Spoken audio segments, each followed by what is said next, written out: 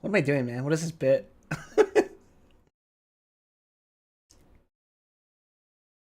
Hello, everyone. It's wild. In 60 frames per second. And with, hopefully, a temperature-controlled CPU. I know, crazy, right? I'm just, yeah, my face is now facing you. I mean, it already was, but, you know, like... Alright, let's just open up the fucking video game.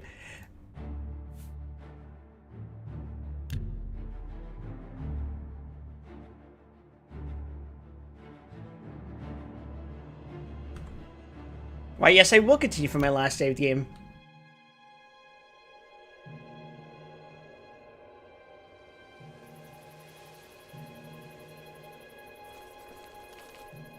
Whoa! The game already feels much better.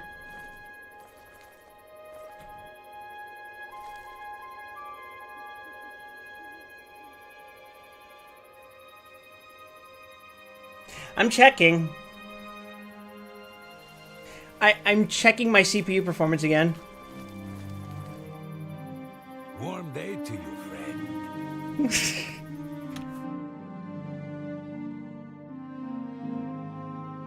Alright, so streaming all this at this video quality with my fucking graphics turned up like this, my CPU is sitting at a nice 80 degrees Celsius. So, you know, the fan's doing its damnedest. If the stream crashes, I will try to start up as soon as possible, and it seems like the solution might simply be to turn on the air conditioner in my room. It's my pleasure. Please continue. Tell me more. Be seeing you. Beautiful.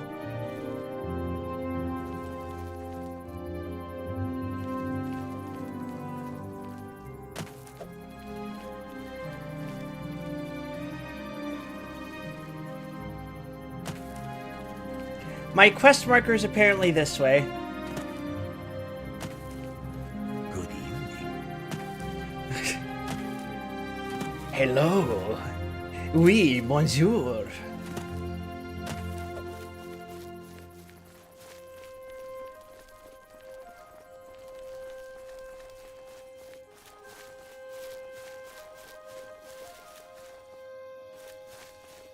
Not bad. It's no stalker, I'd say, but the game definitely is very pretty.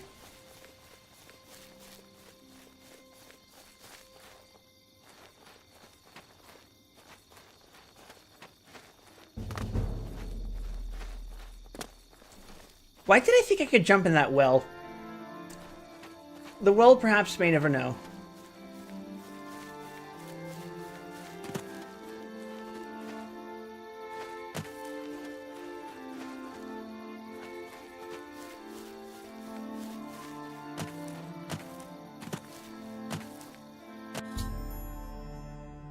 I've arrived at Wayne Priory. Now I must take the Amulet of Kings to Joffrey.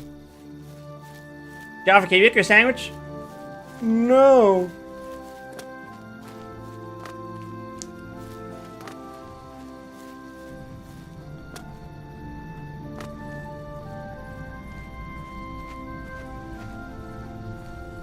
Hello. You remind me of my homeland during the Blight.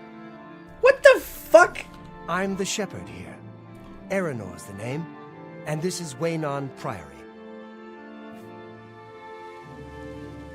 Sometimes I just go look at the great oak. Magnificent, don't you think? So? Don't make me laugh. It's good of you to say so. Where'd you get that? That's good. He likes admiring and joking. You can't scare me. You're too kind. That's really funny. Don't make me laugh. You can't scare me. These NPCs are fucking insane.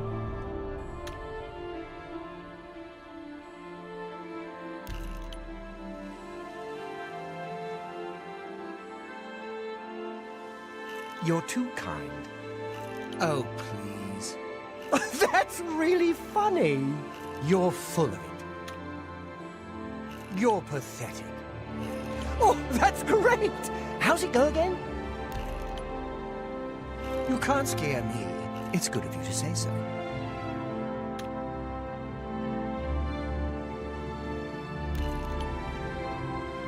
How nice. Oh, that's great! That's blah, blah, blah. What a bore. You're wasting your breath. No, you.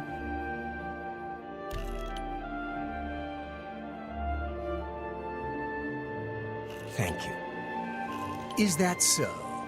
Where'd you get... You're a big, fat liar. Oh, that's great! That's really too much. Is that so? I like you, too. You're full of it. You're a big, fat liar. That's really funny. Oh, please. You're too kind. This stupid fucking wheel is... It's beautiful. How nice. That's really funny.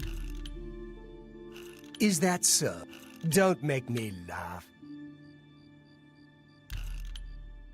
You're too kind.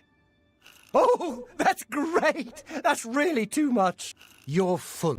You're wasting your breath. Be seeing you.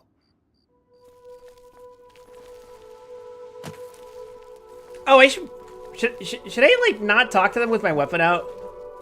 Is this like Stalker where they get pissed off if I do that? I hope I can help. Tell me more. Take care. I hope I can help. If he's not sleeping or eating, he'll be fussing with his books, I reckon, over in the Priory House.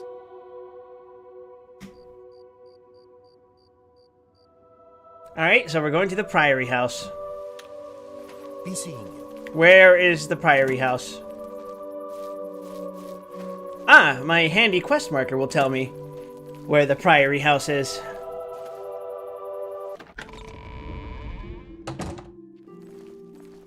Yes? Can I help you? The fucking zoom in is killing me, dude. I must speak to Joffrey. He's upstairs. Go ahead.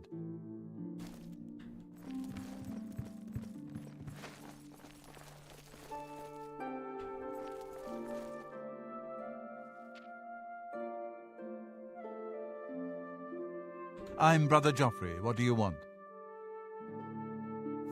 The Emperor sent me to find you. Emperor Uriel? Do you know something about his death? I was there when he died. You'd better explain yourself. Now. He gave me the Amulet of Kings. You brought me the Amulet of Kings? This cannot be. Let me see it. By the Nine! This is the Amulet of Kings. Who are you? How did you get this? What do you know of the Emperor's death? As unlikely as your story sounds, I believe you. Only the strange destiny of Uriel Septim could have brought you to me carrying the Amulet of Kings. Who is the Prince of Destruction? The Prince of Destruction he referred to is none other than Mehrunes Dagon, one of the lords of the demonic world of Oblivion. The Emperor's words, "Close shut the jaws of Oblivion," certainly suggest that he perceived some threat from Oblivion. But all the scholars agree that the mortal world is protected from the danger of Oblivion by magical barriers. How can Oblivion threaten us then? I'm not sure. Only the Emperors truly understand the meaning behind the rituals of coronation. The Amulet of Kings is ancient. Saint Alicia herself received it from the gods. It is a holy relic of great power. When an emperor is crowned, he uses the amulet to light the dragon fires at the Temple of the One in the Imperial City. With the emperor dead and no new heir crowned, the dragon fires in the temple will be dark for the first time in centuries. It may be that the dragon fires protected us from a threat that only the Emperor was aware of. The Emperor asked me to find his son. I am one of the few who know of his existence. Many years ago, I served as captain of Uriel's bodyguards, the Blades. One night, Uriel called me into his private chambers. A baby boy lay sleeping in a basket. Uriel told me to deliver him somewhere safe. He never told me anything else about the baby, but I knew it was his son. From time to time, he would ask about the child's progress. Now it seems that this illegitimate son is the heir to the Septim throne, if he yet lives. Where can I find Uriel's son? His name is Martin. He serves Akatosh in the chapel in the city of Kvatch, south of here. You must go to Kvatch and find him at once. If the enemy is aware of his existence, as seems likely, he is in terrible danger. And please, let me know if there's anything you need. My resources here are limited, but I will help in any way I can. It will be safest here with me. When you return with Martin, we will figure out our next move.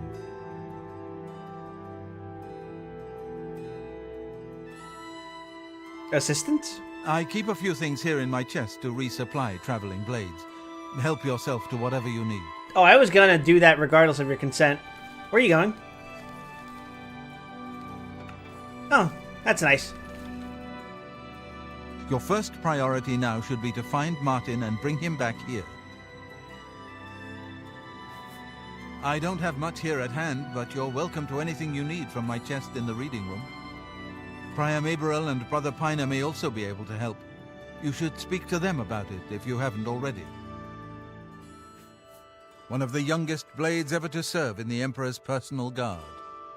I am glad to hear that he survived, but I fear he will take the Emperor's death particularly hard. Oh, you think so? The coronation of each new Emperor is sealed when he uses the Amulet of Kings to light the dragon fires in the Temple of the One. The dragon fires of Akatosh remain lit until the death of the Emperor. His successor then lights them anew upon ascending to the throne. With Emperor Uriel dead and no successor crowned, the Temple of the One will be dark for the first time in centuries. The Elder Council rules in the Emperor's absence by ancient tradition. Chancellor Akato heads the Elder Council and is the closest thing the Empire has to a leader right now. Is that the guy Blades who... answer only to the Emperor, of course. We are not an arm of the government. Is that the guy I fell on top of? Martin. Imagine your emperor being named Martin. He is a priest in the chapel of Akatosh in Kvatch. He never knew that he was Uriel Septim's son. You need to find him at once and bring him safely back here. Mehrunes Dagon. The Daedra Prince of Destruction, an inveterate foe of all mortal races. He was involved with Jagar Tharn's plot against the Empire years ago. It doesn't surprise me to find his hand in the current calamity. Yes, Boris told you right.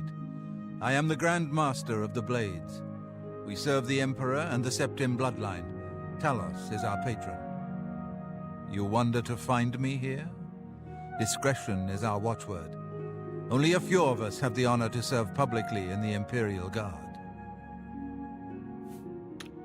Waste no time. You must find Martin before the end.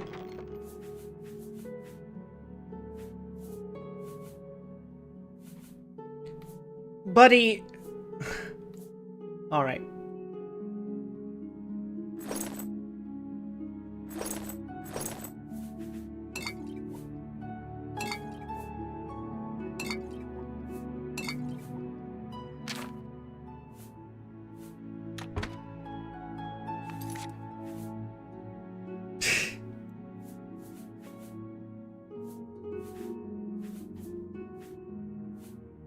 Alright, so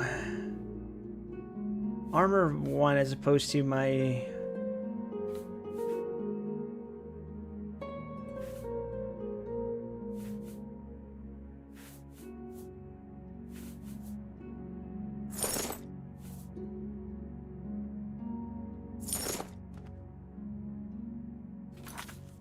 Oh wait, those are greaves.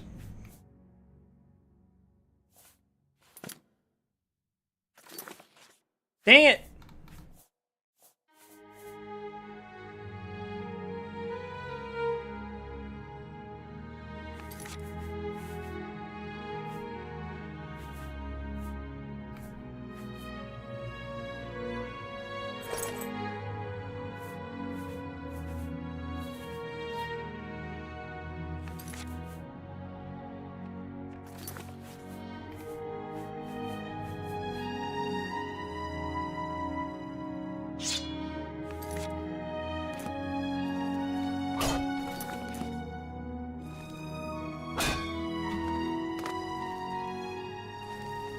Man, don't mind me stripping in front of you, bro.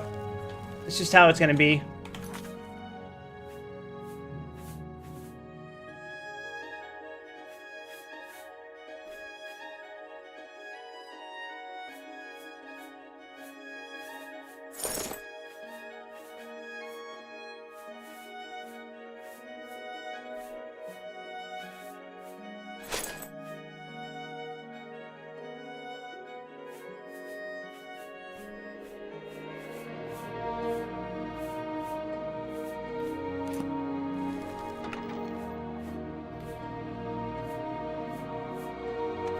Alright.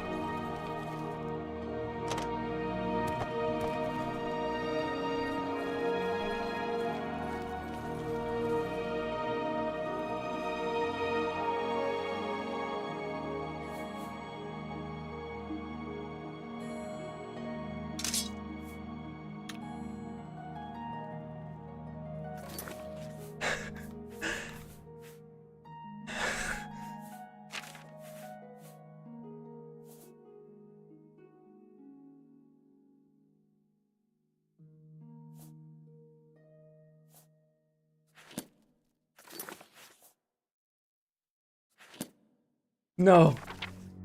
No!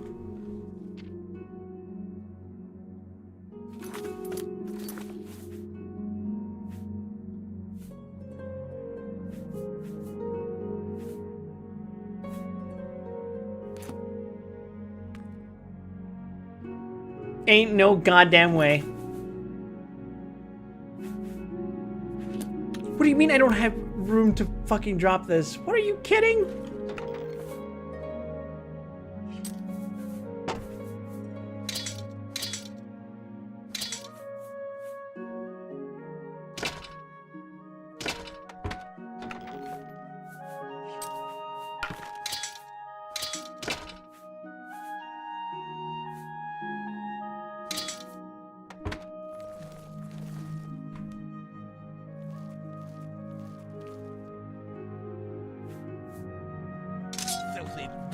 Somebody help! Come quickly! We've got a burglar! Damn it!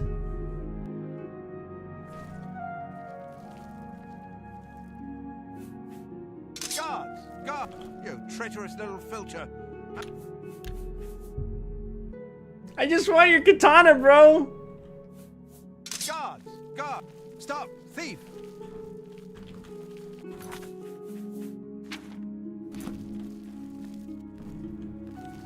Your first priority...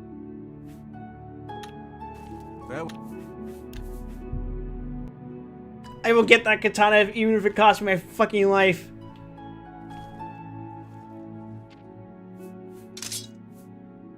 Thief! You won't get away with this!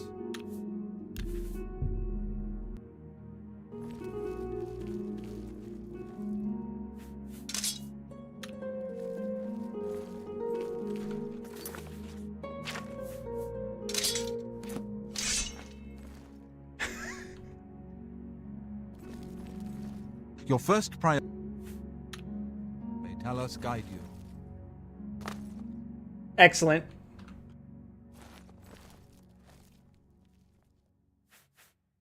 Keep your fingers to your... Put that back, you worthless thief!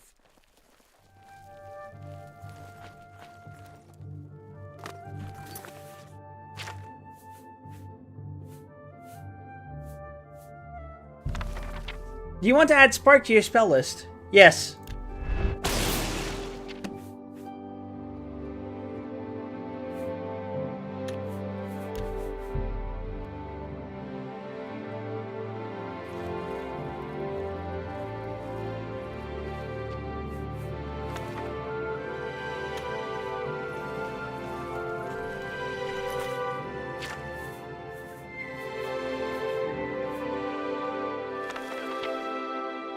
Mixed Unit Tactics in the 5 Years' War, Volume 1 by Codus Kelonus.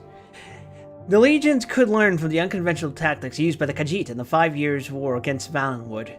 I was stationed at the Sphinx Moth Legion fort on the border near Dune, and witnessed many of the northern skirmishes firsthand.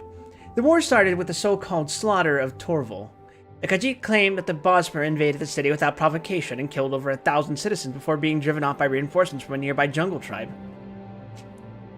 The Bosmer claimed that the attack was in retaliation for Khajiiti bandits who were attacking wood caravans headed for Valenwood. In the spring of 3rd Era 396, the war moved closer to Fort Sphinx Moth. I was posted on lookout and saw parts of the conflict. I later spoke with both Khajiit and Bosmer, who fought in the battle, and it will serve as an excellent example of how the Khajiit used a mixture of ground and tree units to win the war. The Khajiit began the fight in an unusual way by sending tree-cutting teams of Cathay Rat and the fearsome Sentrat, or Battle Cats, into the outskirts of Valenwood's forest. When word reached the Bosmer that trees were being felled, allegedly a crime in the strange Bosmeri religion, a unit of archers were dispatched from larger conflicts in the south. The Bosmer were thus goaded into splitting their forces into smaller groups. The Bosmer archers took up positions in the remaining trees, whose branches were now 20 or more feet apart, allowing some light into the forest floor. The Bosmers bent the remaining trees with their magics into small fortifications from which to fire their bows. When the tree cutters arrived the next morning, a half-dozen Khajiit fell to the Bosmer arrows in the first volley. After that, the Khajiit took large wooden shields from the backs of the Sentrat and made a crude shelter. The Khajiit, even the enormous Sentrat, were able to hide between this shelter and one of the larger trees. When it became apparent that the Khajiit would not leave their shelter, some Bosmer chose to descend and engage the Khajiit sword to claw. When the Bosmer were nearly upon the shelter, one of the Khajiit began playing on a native instrument of plucked metal bars. This was a signal of some kind, and a small group of the man-like Oms and Omsrat emerged from covered holes in the forest floor. Although outnumbered, they were attacking from behind by surprise and won the ground quickly. The Bosmer archers in the trees would have still won the battle were they not having troubles of their own. A group of Dagi and Dagirat, two of the less common forms of Khajiit who live in the trees of the Tenmar forest, jumped from one tree to another under a magical cover of silence. They took up positions in the higher branches that could not hold the Bosmer's weight. When the signal came, they used their claws and either torches or spells of fire, account from the two survivors I spoke with early on this point, to distract the archers while the battle on the ground took place. A few of the archers were able to flee, but most were killed. Apparently the Dagi and Dagirat have more magical ability than is widely believed, if they were able to keep themselves magically silenced for so long. One of the surviving Bosmer told me that he saw a few ordinary cats among the Dagi, and even claimed that these ordinary cats are known as Alfik, and that they were the spellcasters, but Bosmer are almost as unreliable as the Khajiit when it comes to the truth, and I cannot believe that a house cat can cast spells. Welcome back, old school racism in Morrowind.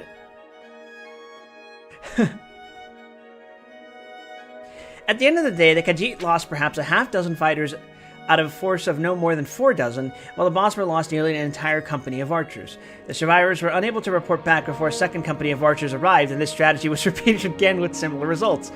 Finally, a much larger force was sent, and the Bosmer won that battle with the help of the native animals of Valenwood. That third skirmish and the Khajiiti response I will discuss in the second volume of this series. Yeah, sorry Rob, the guy I'm talking to.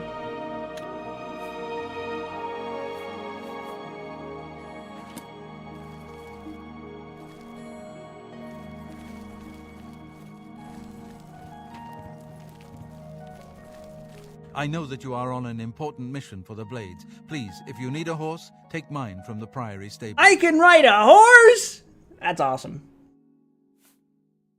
That's a generous offer, thank you. Go with Talos's blessings.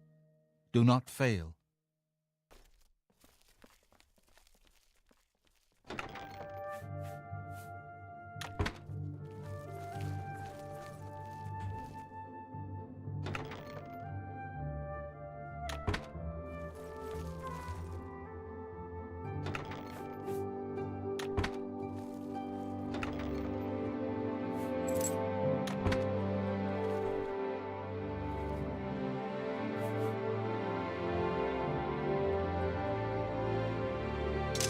My dirty little feet! How dare you touch me! He woke up fast. Welcome, good citizen. I'm Brother Pilot, and this is Wayland Priory, a monastery. By the way, how's the volume, chat? Leave me alone. Yeah. Help! Help! Oh! Take that!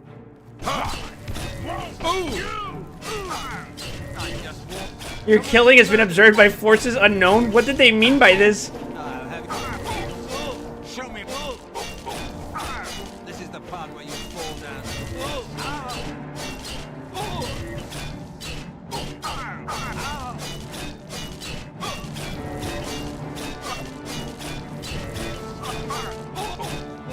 This stream is what it looks like when the intrusive thoughts win every time.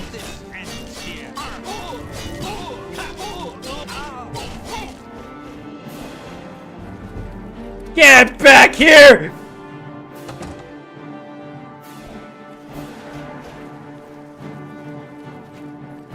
This ends here.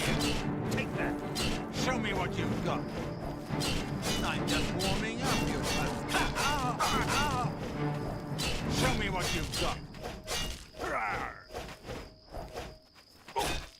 Show me what you've got. Oh no, I'm gonna burn to death! This is... Am I supposed to be in... Oh! The monks had to be taught a lesson. Hey, come on. Oh shit!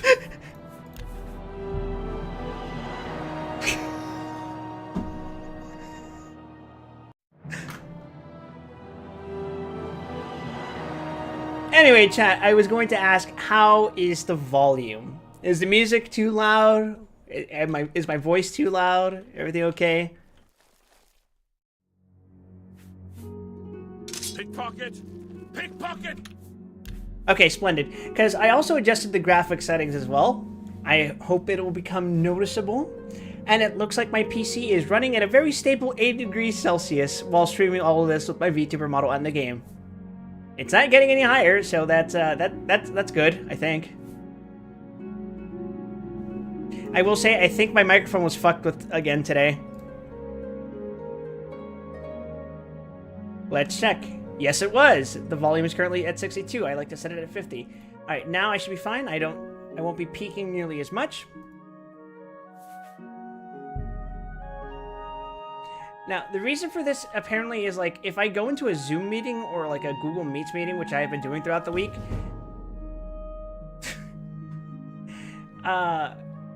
for some reason, something about those software will directly fuck with my microphone, and I don't like that.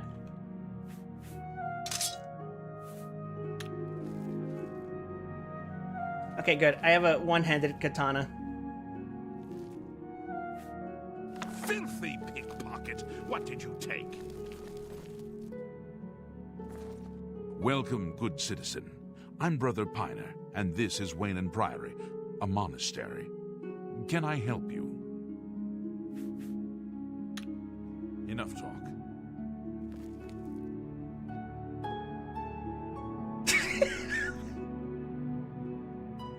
I fucking love this game, actually.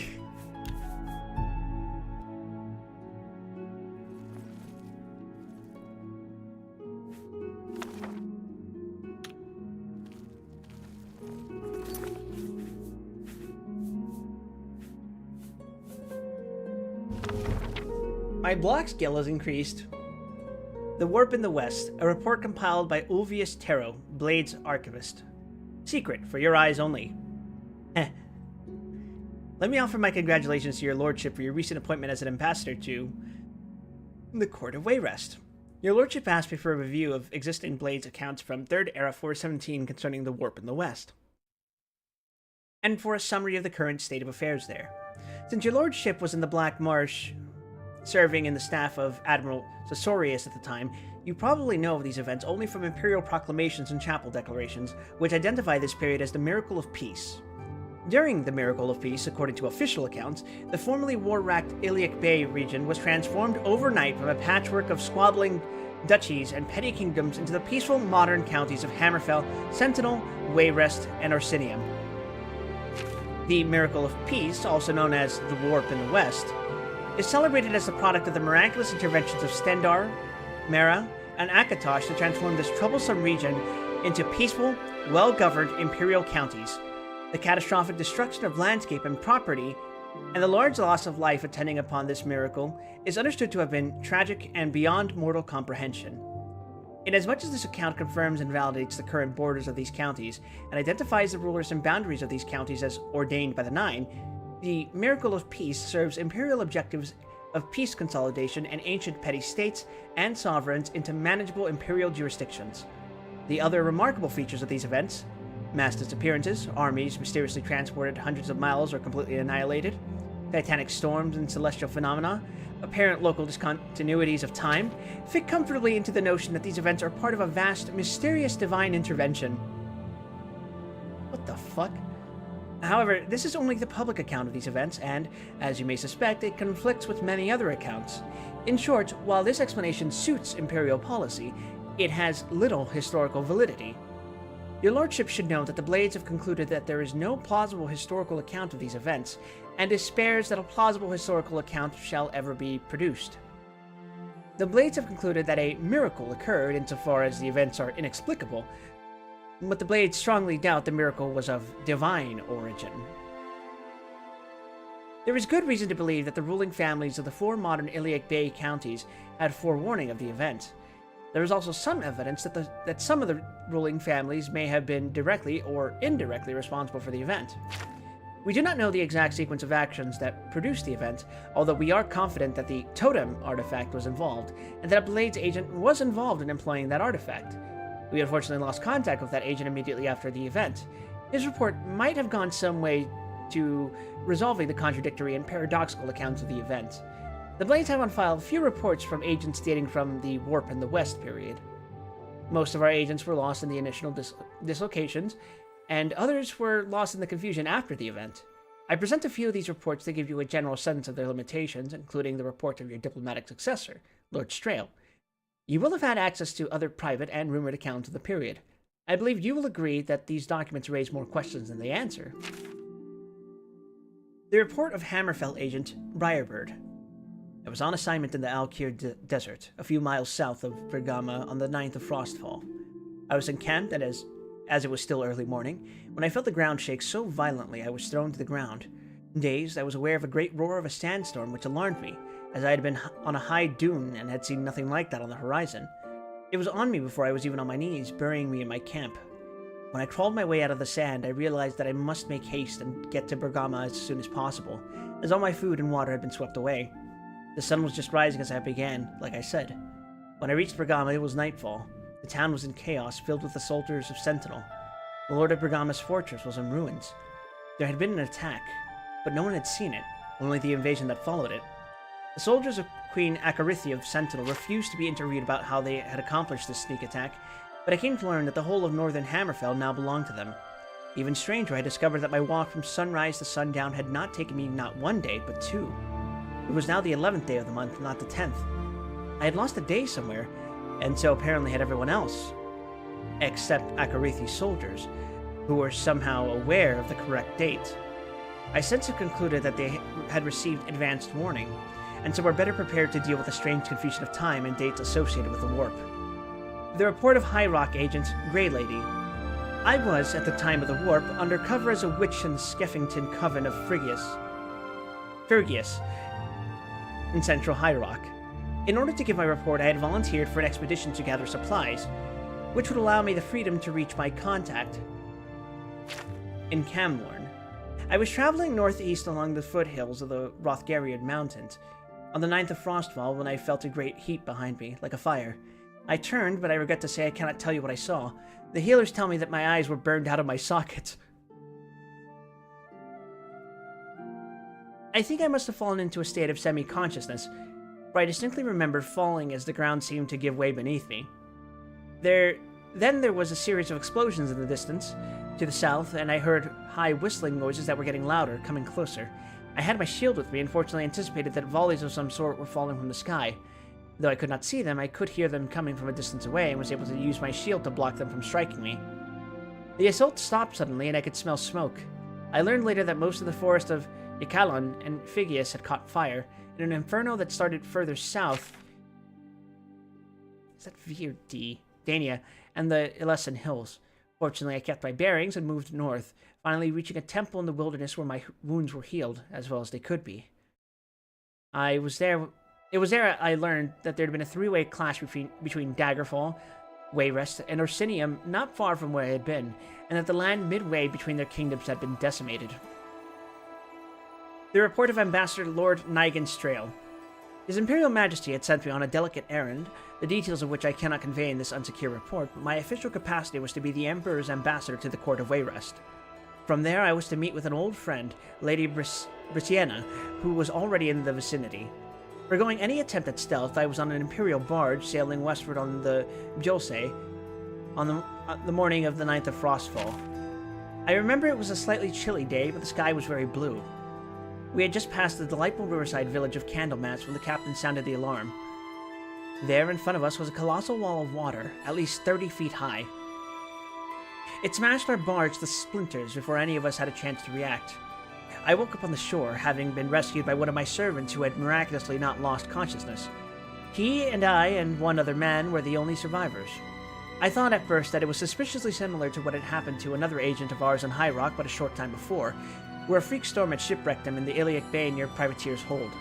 Furious and determined to see if similar forces were at work, I began a quick march to Wayrest. The march, however, was not so terribly quick. The villages all along the Bjolse were on fire, and the battles raged on between the orcs of Orsinium and the soldiers of King Edwire in the formerly independent Principality of Galvadon, just east of Wayrest. I am an accomplished mage and quite able to defend myself, but it took the better part of a week to make it those few miles to Wayrest.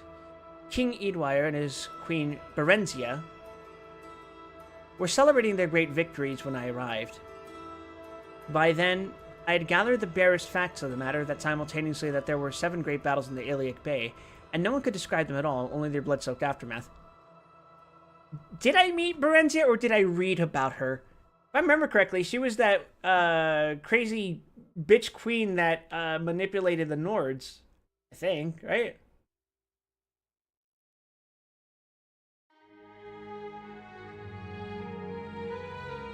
She's the one that did something to the royal family. And, like, possibly cursed them all? Or am I thinking of someone else? Oh, no, Berenzia's the nice old lady that I met during the DLC, right? Oh, I killed her son. For his ring.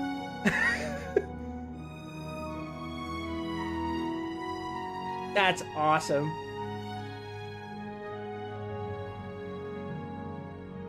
I'm forgetting what her son's name was, actually. Halsethlalu?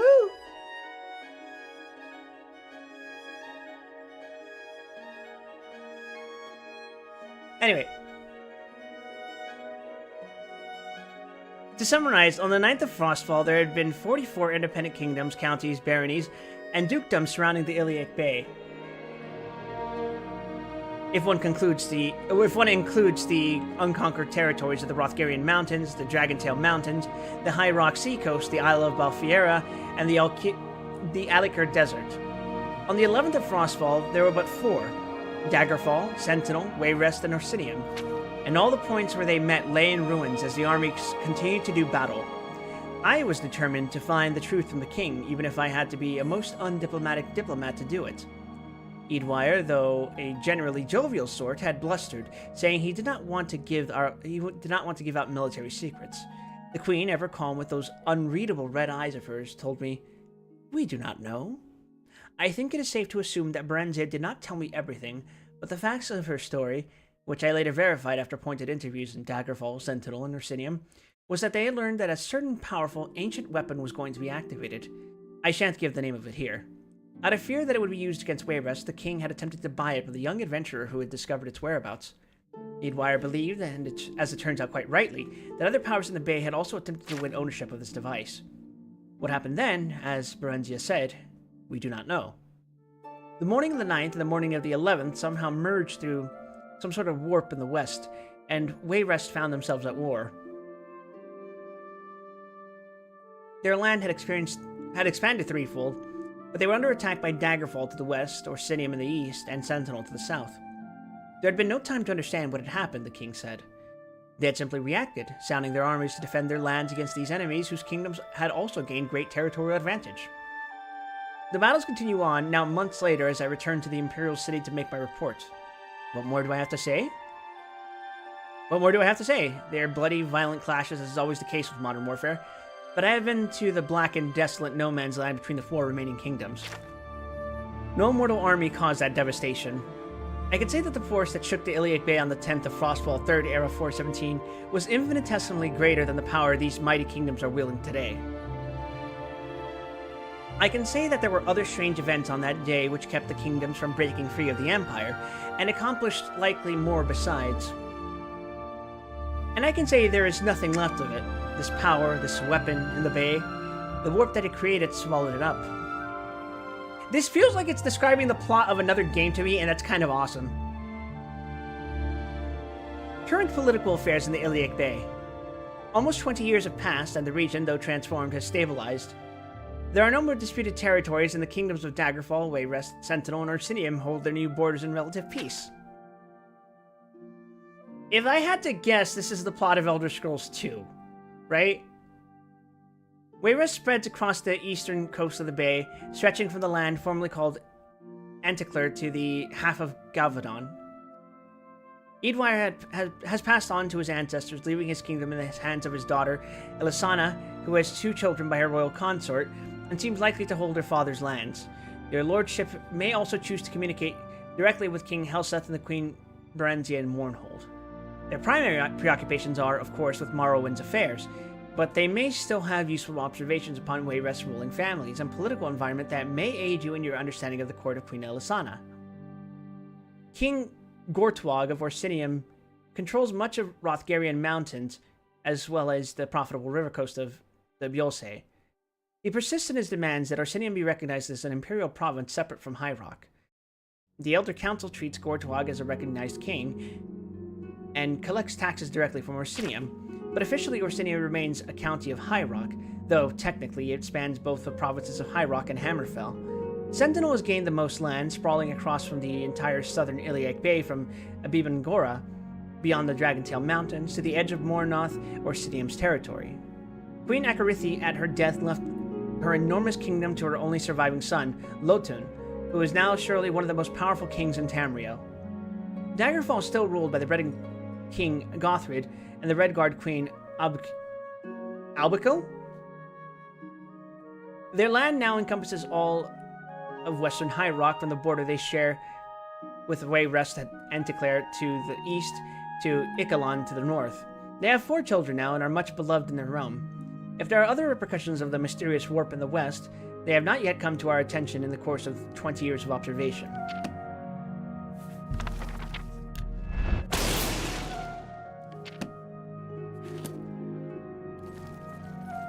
All that from robbing some fucking priest.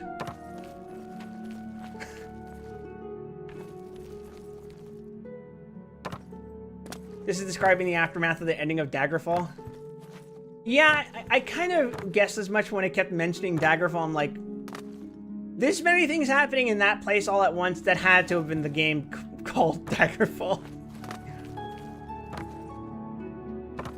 Specifically, it is a canonized conglomeration of all of Daggerfall's endings simultaneously. What is it with Bethesda doing that?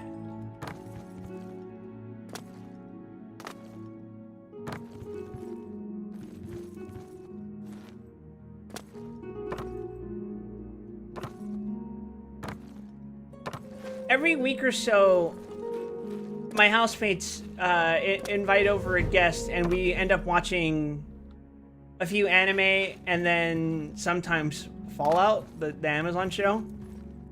And although they're on season 2 right now, I kind of gathered what happened in season 1.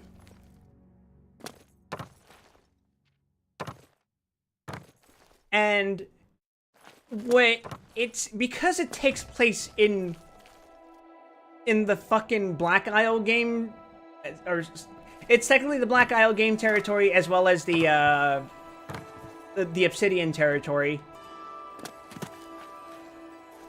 they have to answer the inevitable question of what happened after Fallout 2, or more specifically, what happened after Fallout New Vegas, because New Vegas answers what happened after Fallout 2.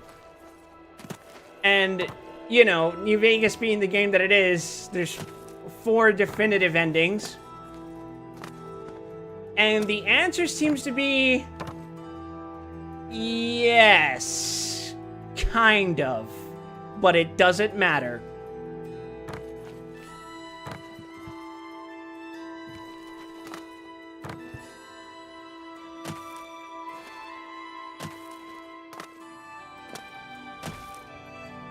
From what I understand, Caesar died, and that caused a schism in the Legion, where they have effectively fallen apart as an organized faction, and are instead like a confederacy of mostly barbaric raiders. The NCR got nuked, so the fact that they even won against the Legion doesn't matter too much.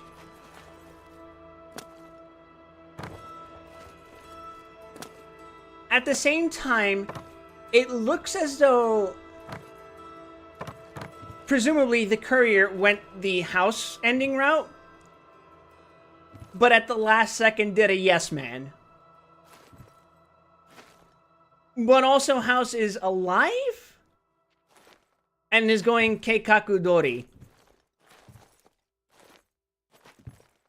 So, like... yeah, kinda. All the endings of New Vegas kinda happened. Except for maybe the Legion one. But it doesn't matter. It doesn't matter. Also, this music is extremely relaxing.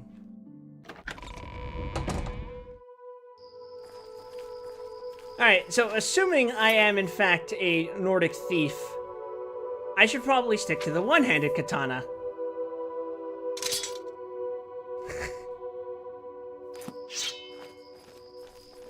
Excellent.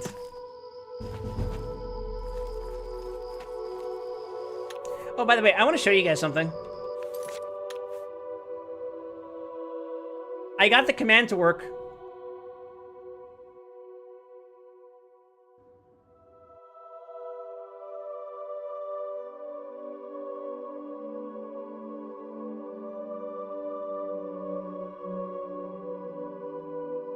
But apparently my mouse can't tab out of the fucking game. Alright, there we go.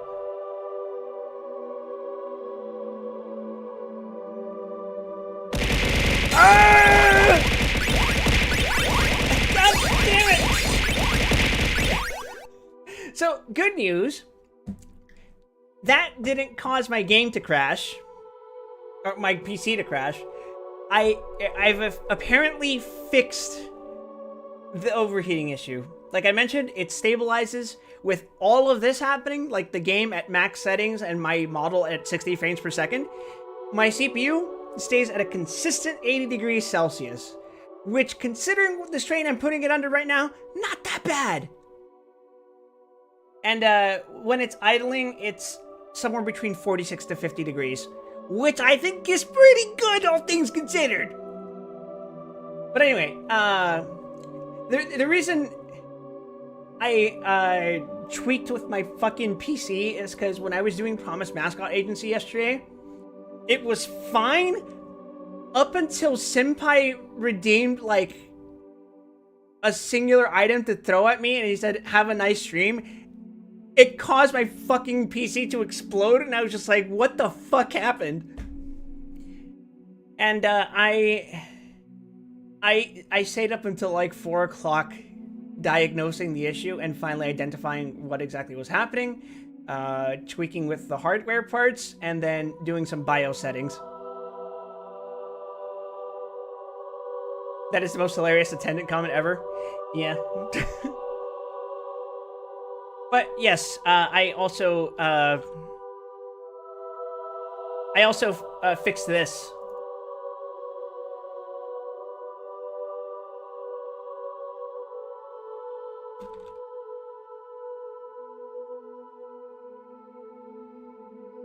I'm going to be really embarrassed if I run this command and it doesn't actually work. Yeah?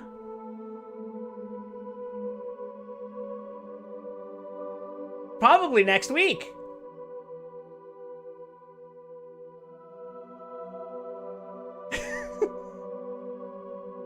I don't know. I think it's pretty cool.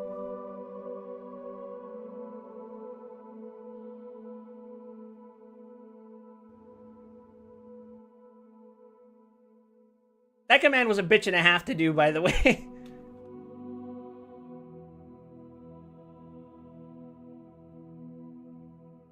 What the hell?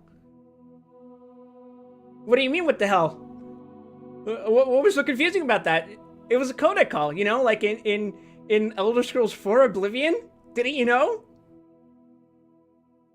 Epic thumbnails, so you just gotta keep playing old games and you'll be fine. The chat delay on YouTube isn't bad. I set it to low latency. There's 3 options, one of which is normal latency, which is probably what you've complained about before. Low latency, which is what I'm on right now. And ultra low latency, which probably gives you real-time responses to your YouTube comments, but also handicaps the quality of the video. So, anyway, with that little tangent aside, let's get back to gaming. And you know what? You were right. Oblivion is a really pretty game. It's much prettier than Morrowind now that I have it at good settings, essentially.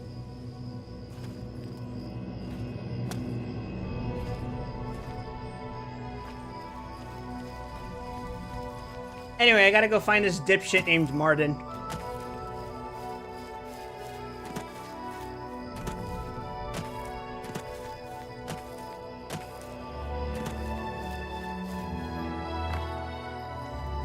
Morrowind isn't pretty, but it gets a little awe-inspiring if you had an installation with improved drawing distance. Yeah, I imagine so. There's one thing I don't like about Oblivion right now, which I don't even necessarily blame it for. The fucking shit rendering in front of me. Like, that just looks weird. That looks really weird, dude.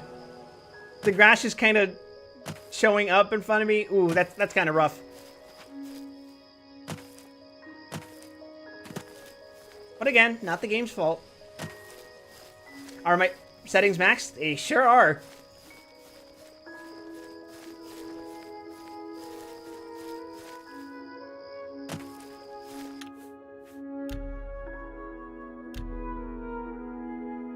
Oh, I could do this. Alright. Did I just put all of these sliders all the way to the right?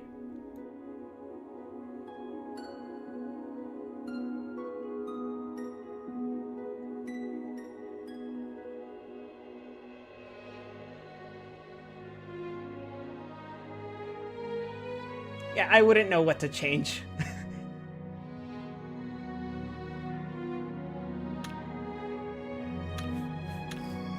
I mean, it does look pretty good as is.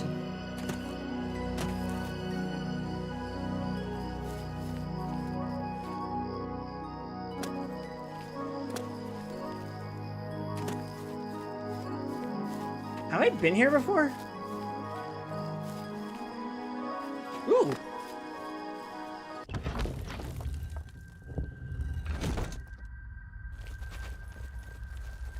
I don't think I've been down here before. Oh!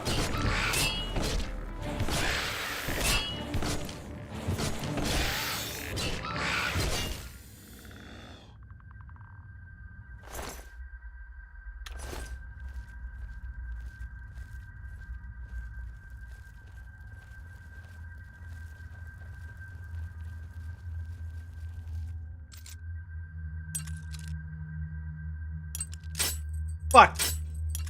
Fuck.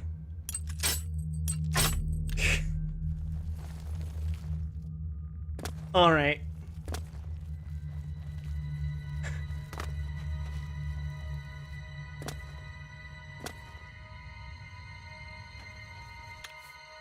No, I don't accept this, actually. Fuck you.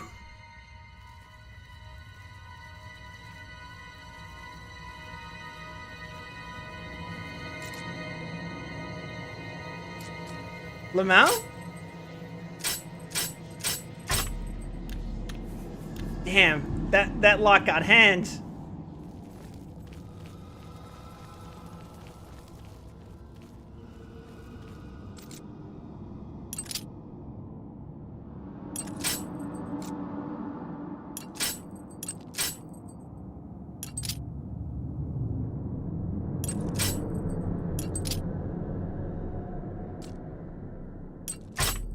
Fuck!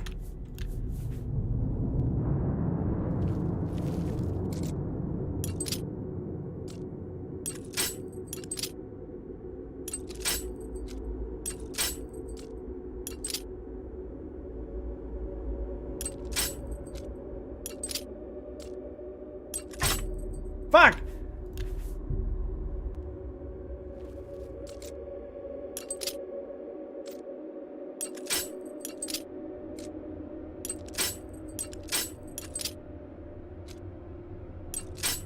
What the fuck? Fuck!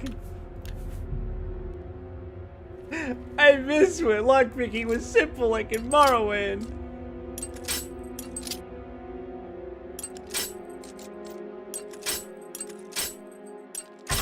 What the fuck?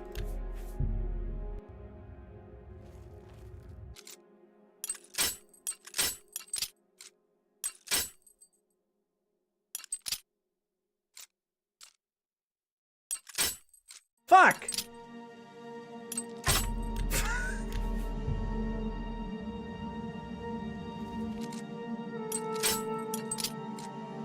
I got a question for you guys. You guys like coffee?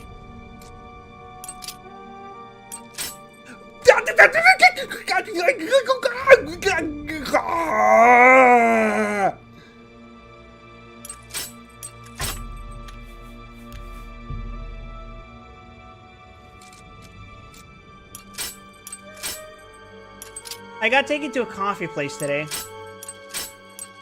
and I had something like mushroom coffee. Very interesting taste. It tastes like a very normal coffee, but maybe like a bit earthier.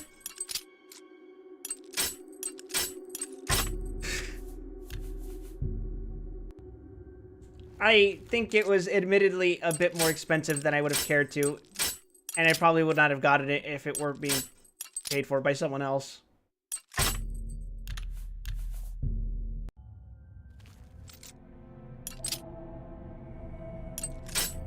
Don't know. For someone who's not into coffee, for someone like me who's not really into coffee, not bad. I normally like hot cocoa or even tea.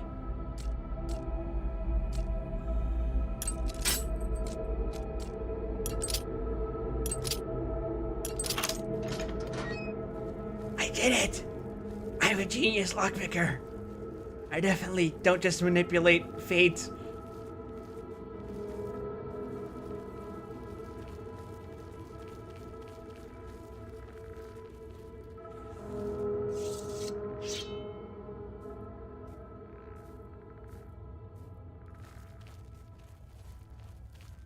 What's the fucking spell button again? That's the one. Surely that light doesn't expose me at all.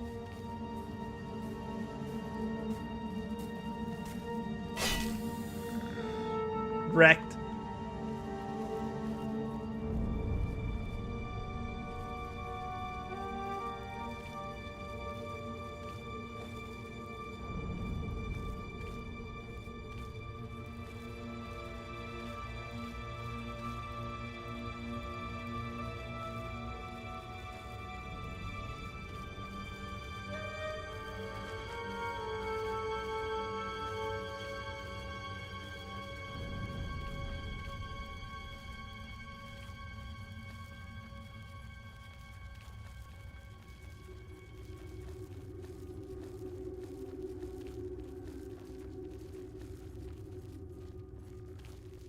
You know what else happened yesterday?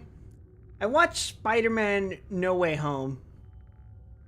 And one thing I can say about that fucking movie, man, everyone's a fucking idiot.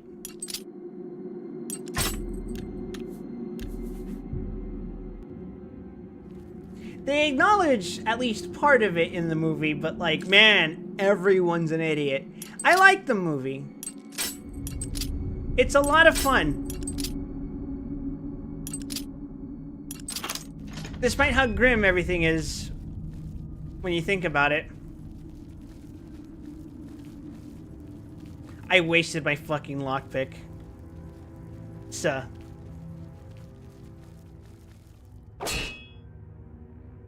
Oh, wait.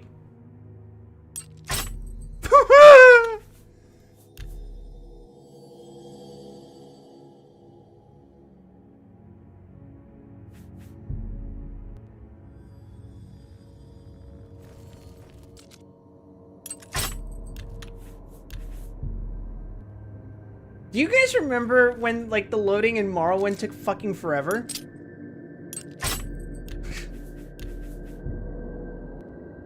And now, like, it's damn near instantaneous?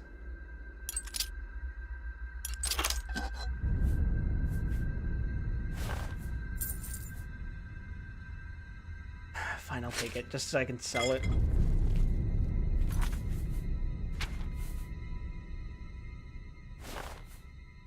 Do the rings offer anything of value? I think I can literally just sell them. I don't think there's any purpose in me holding on to them.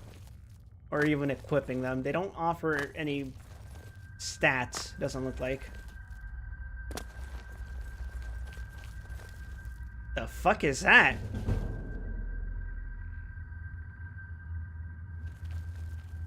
Oh, it's just a decoration. I thought for a moment that that was like a really fucked up looking enemy. What was the question? Do rings do anything?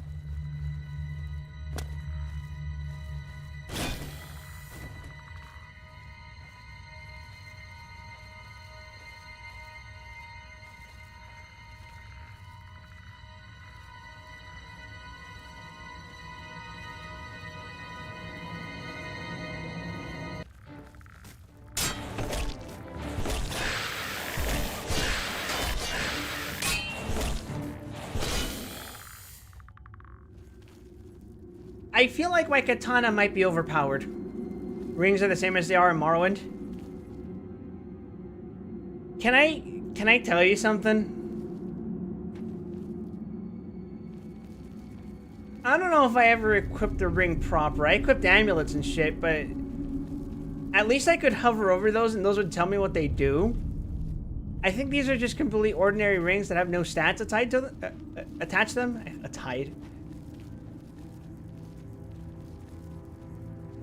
Okay, surely that. Ah!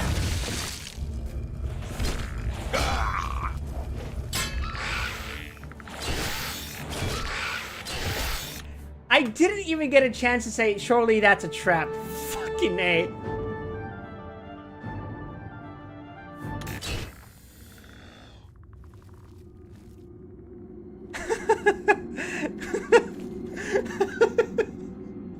Holy shit.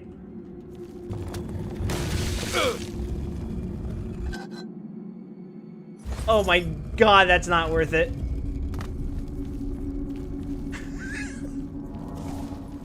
I mean, I guess I lived, and I guess it's fine, because I can just cast heal, right? Holy shit. I see you, Oblivion. That was kind of funny, actually.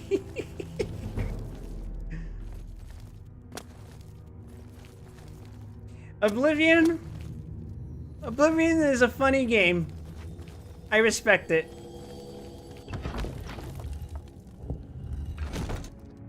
Now, don't get me wrong, Morrowind has a sense of humor too, but Morrowind's got a bit of a mean kind of funny to it. Oblivion, it seems more like it's just here to give you a good time, you know?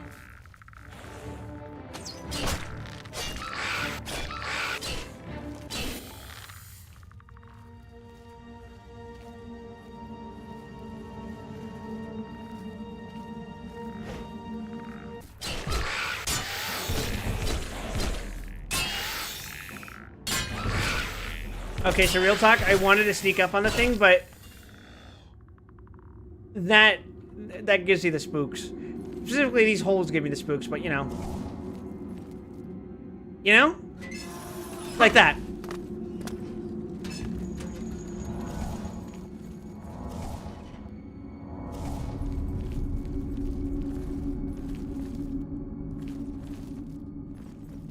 You know, it's very funny that didn't kill me instantly. Well, this seems...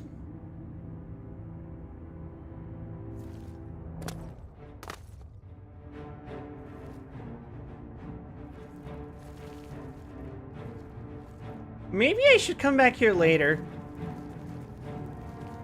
But also, like, what if I didn't? What if I just keep going?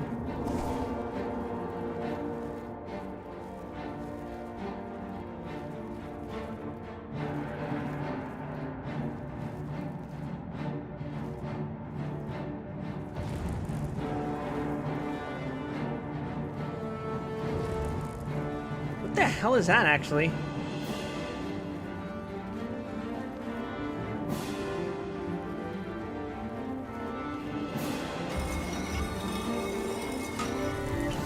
Oh shit, those are ghosts!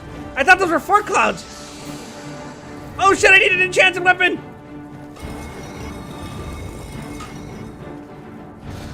Ah! Ah!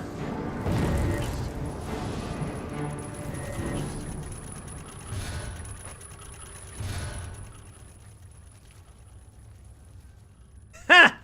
You'll never get me alive, sucker.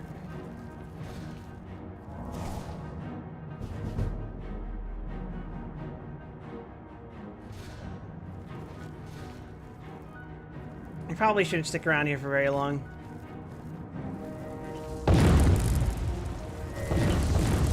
What the fuck am I doing? Get up! You idiot!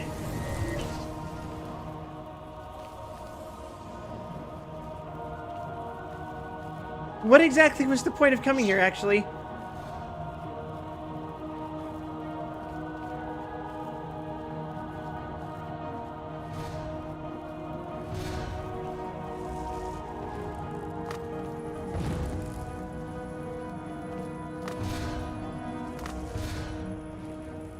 Oh! Oh!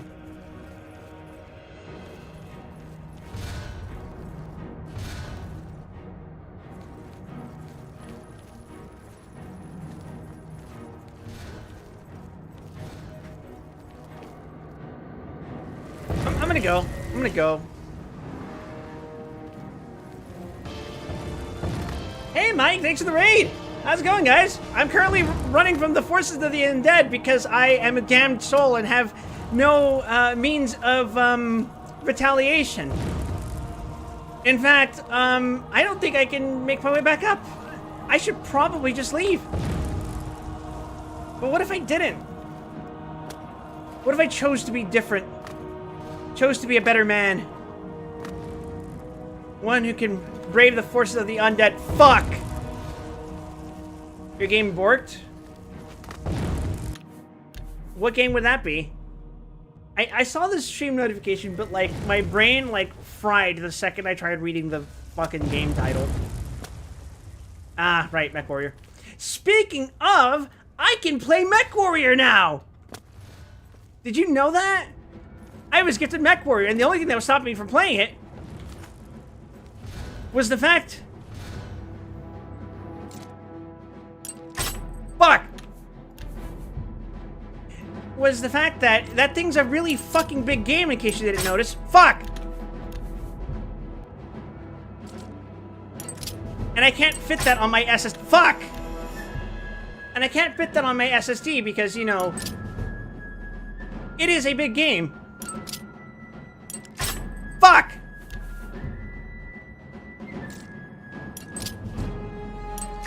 Fuck! But yeah, assuming your chat has never met me before, hi, I'm Wes. I'm a friend of Mike's. I like to play a lot of video games, even though they're not always mecha related. And unfortunately, I just realized that I can probably go back to playing mecha video games because I now have a hard drive that is capable of storing the video footage that I like to record while playing those games. And the mech games I like to play are unlike Michael's because they are misery fests. Misery, misery, misery. That's all they are.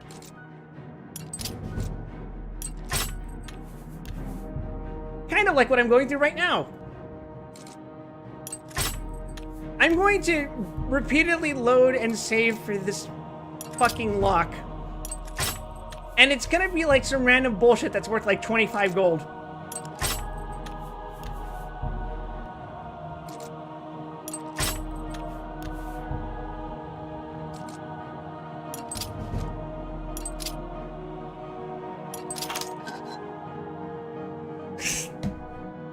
$31 gold, sure.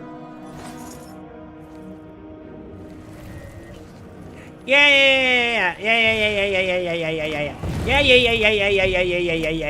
Okay, I think I got what I came here for, so I'm just gonna go.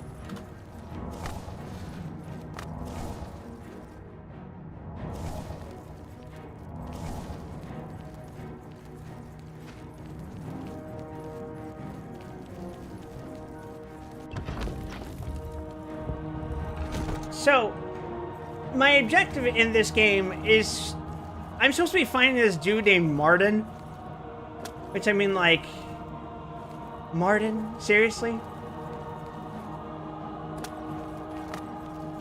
Well, I guess if the object...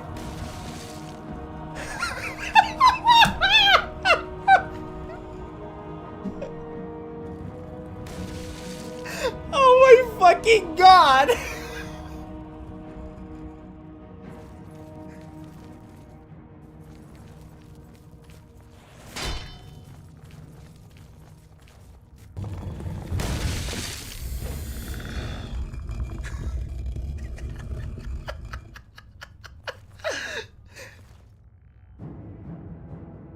Sorry, what was I saying?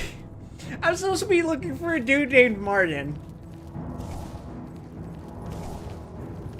Which, because he's like the son of the Emperor, right? And the Emperor's name is like Uriel Septim, which is, you know, that's the kind of posh name you'd expect out of the Emperor, right? And the dude named his fucking son Martin. And I think, you know what? That's just awesome. I guess it does make sense that you'd want to name your son something like that so that it's inconspicuous. And Uriel Septim is / was voiced by Captain Picard. That is correct. He is Patrick Stewart. And excuse you, we don't watch Star Trek here. I've only watched a few episodes of the original series, and I really should get back to doing that. But we recognize Patrick Stewart as... Drumroll, please. Zobek from Castlevania Lords of Shadow. That's right, chat. You get a head pat for that one.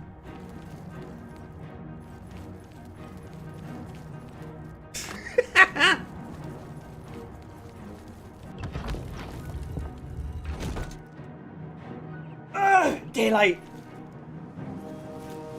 Oh my god, it's actually really fucking bright. What's all that bloom? Holy shit. I found Wendir. I think I found it a bit ago, actually.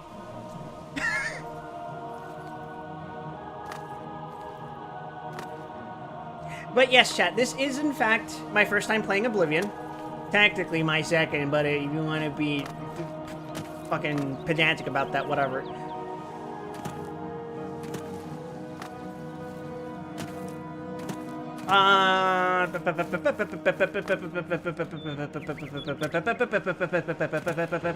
Yes, brain processing as completed.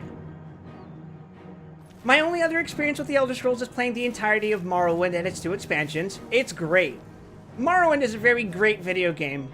Actually, no. It's a great experience.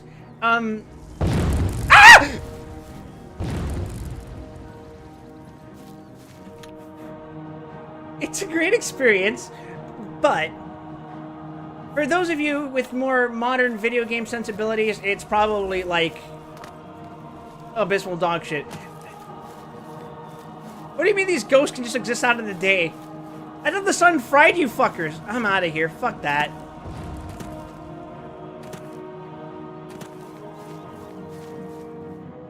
Anyway, TOS, TNG, Deep Space Nine, optionally Voyager, Enterprise, and immediately pretend the rest doesn't exist except for Star Trek Picard Season 3. Holy shit. Anyway, so,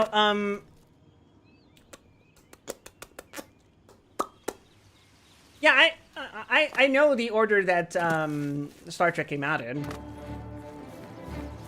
I was planning on watching the original series, then watching the next generation, then watching Deep Space Nine, then Voyager, and then Enterprise, and then I was just gonna like not watch anything made after that. I did watch the second J.J. Abrams movie. Is that Star Trek Into Darkness? Where Bojangles Cucumber Man played... Was that Bojangles Cucumber Man? Or was that Michael Fassbender? I think it was Bojangles Cucumber Man. He played a guy named Khan.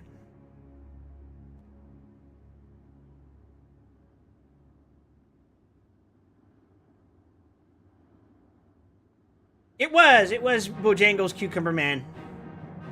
Played a guy named Khan. After long, arduous hours of practicing jumping and controlling your falls, you have become an apprentice of acrobatics. You can now attack while jumping or falling. However, you cannot use power attacks while in mid-jump or mid-fall, only regular attacks. Boo!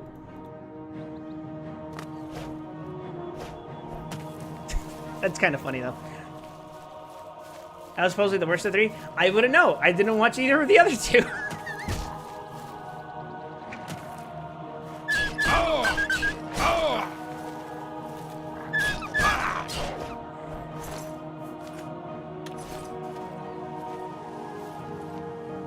Speaking of Bojangles Cucumber Man, Spider-Man No Way Home. Like I said earlier, I watched that yesterday. Again, I watched it in theaters the first time it came out. But one thing that was really weird about the movie is that at the end of it, there's like... It's not even like a teaser scene like you're used to in the other Avengers-related movies. It's just a straight-up trailer for Doctor Strange 2. But the weird part about it, the odd part of it, is that it's not even accurate to the plot of the movie.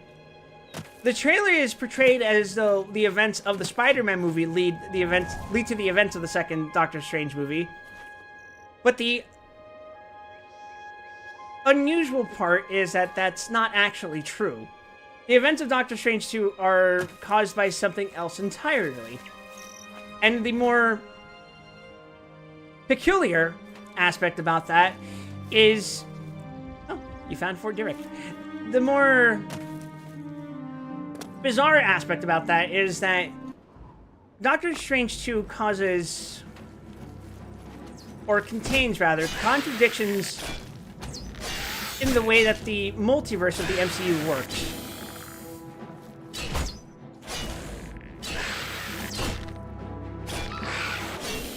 But what is further extraordinary about this is that the movie was written by the same person who writes the Loki TV show, which contains its own logic for how the multiverse works, which is not necessarily the same as it is presented in Avengers Endgame. I understand not being consistent with other works written by other people, but it's the same writer.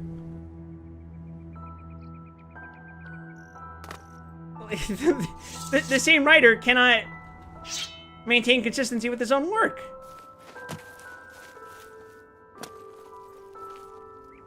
This reminds me of a Guild Wars 2 jumping puzzle.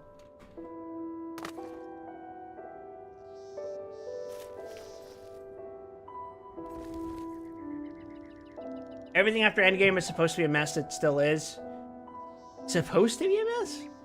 And until Disney gets rid of Kevin Feige, the MCU in general is likely to remain a money pit. So, Kevin Feige is the one who made the MCU what it is, to be fair.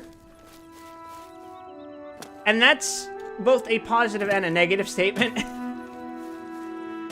I wouldn't say something so reactionary as we get rid of Kevin Feige and all is restored to holiness. That's very... what's the word? Dogmatic?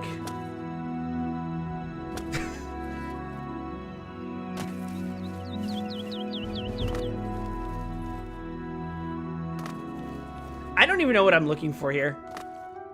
Why would I jump up there? What is possessing me to attempt this? Honestly, the mere fact that I could. When Feige had him fired, that was supposed to have started the downward spiral. I don't buy into those kinds of narratives because typically those narratives are pushed by people who... Now, it would be uncharitable to call them grifters, but I think those are people who, let's say, set aside a critical perspective in favor of a more convenient explanation as to why they don't like particular movies. The creation of anything creative, as I'm sure we've learned at this point, and as I'm sure we may be seeing right now with the very game that I'm streaming, is a process that a very many number of people contribute towards, and it's not just the one person, for example, Todd Howard. I don't think the removal or addition of one particular person would necessarily destroy or make the experience. It's just a very particular combination of things. Owned.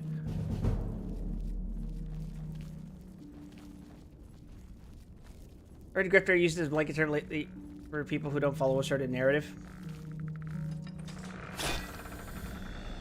Well, that's ominous. Let's go in.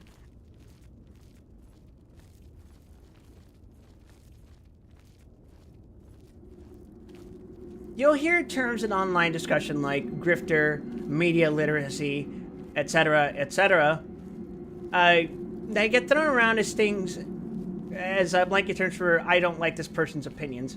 And indeed, I can simply say I don't like this person's opinions, but you must admit there are a number of people out there who issue very dishonest opinions about various things, and it's typically done for a profit motive. Indeed, we can often look at this in pre-internet culture. Tabloids, for example, have always been guilty of this. And in the worst case scenarios, that sort of mindset has been responsible for the death of, let's say, for example, Princess Diana.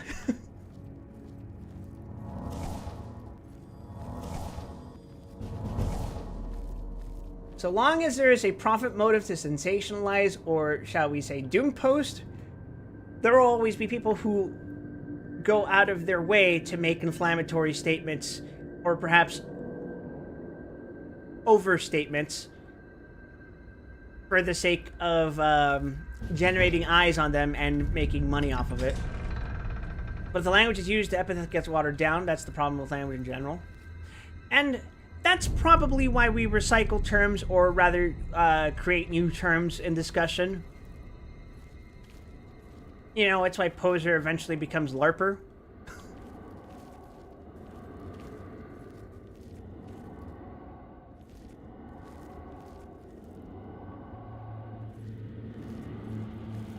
Ah, I'm so fucking slick with it.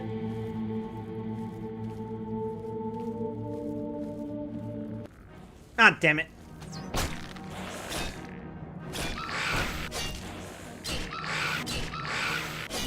Did I hallucinate a fucking spider for a second? Holy shit.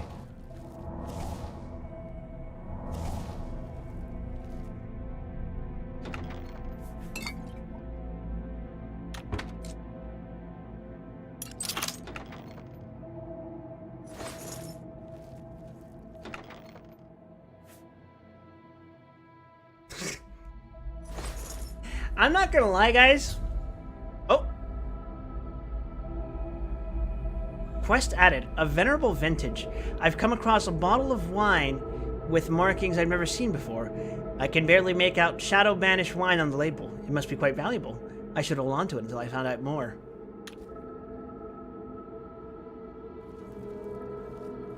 Put it this way. I suspect any individual on social media nowadays who uses the term chud as a negative epithet. Okay, so like conversely, anyone who self-identifies as a chud with utter sincerity, I would probably side-eye them too, personally. Ah yes, blue and green outfit, my favorite. What is this actually? What the fuck? Is that a hip bone?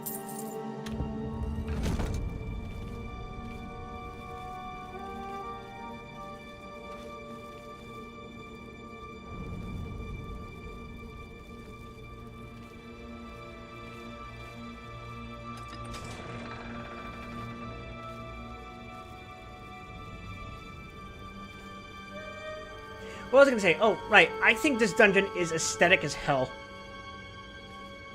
I really like it when, like, dungeons have, like, this dirty, grimy, crypt-like stonework. It's a huge part of why I like Demon Souls in particular.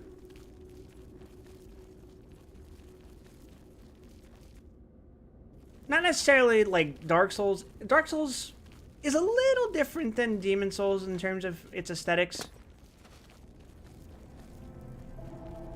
I don't think Demon Souls ever gets pretty. I know it's a weird thing to say about, like, Dark Souls, but I consider some locales in Dark Souls to be genuinely pretty. This is especially true of Dark Souls 2. Disagree? Shrine of Storms is gorgeous. That's true. That is true. But you have to admit that like, that tinge of green and yellowishness in the air makes it feel dirtier than it is.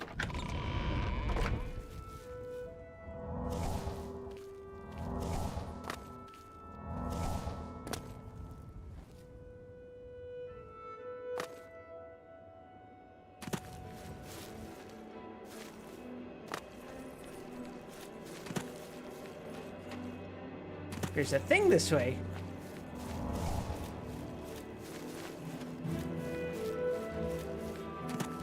Alright, how about this? I'll concede by correcting my statement to the Shrine of Sanguine. My statement is... Oh. My statement is closer to, like... the ratio of ugly to pretty places in Demon Souls is a lot higher than the ratio of, like, Dark Souls 1 and 2. I joined for the parties and stayed for the parties. Why would I go back to work? That life is for suckers and fools. Oh no, we've encountered hippies. I joined for...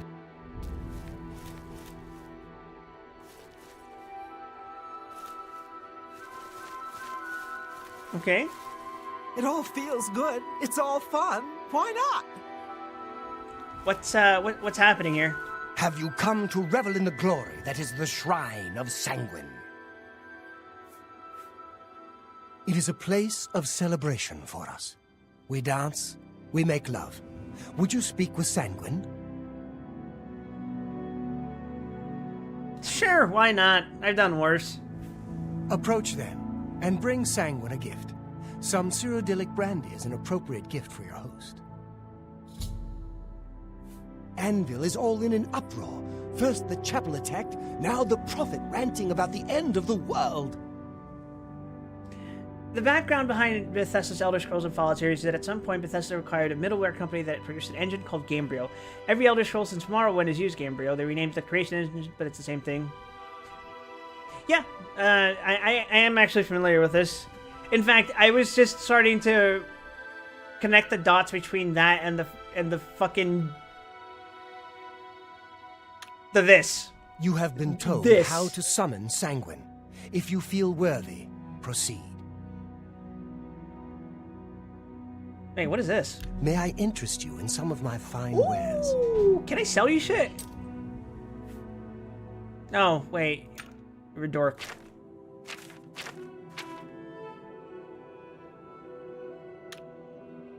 Say what you're going to say. Oh, that's great! How's it go again? You've got a point. You're pathetic. I'm not buying that one. Okay, joke and coerce. Blah, blah, blah. What a bore. Where'd you get that? That's good. I won't fight you. I doubt you really mean that.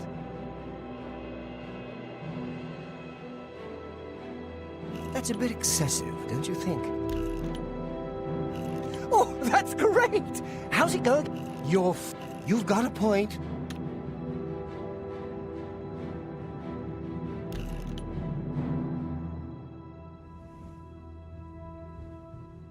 Oof, that's rough.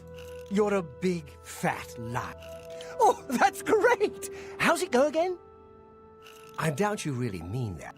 That's enough. Was that supposed to be a compliment? Oh, that's great! That's really too much. Blah, blah. I can't argue with that. I'm not buying that one. That's really funny.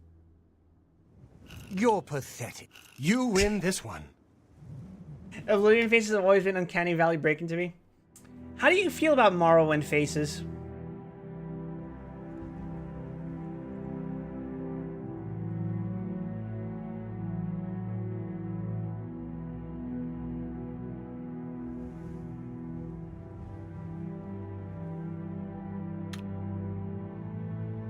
I can't argue with that. Was that supposed to be a compliment? Oh, you're pathetic. I can't argue with that. Oh, you're full of... Don't be silly. Because the Do lower not poly test they his don't get patience. near the uncanny valley like these do now. It's too shitty looking.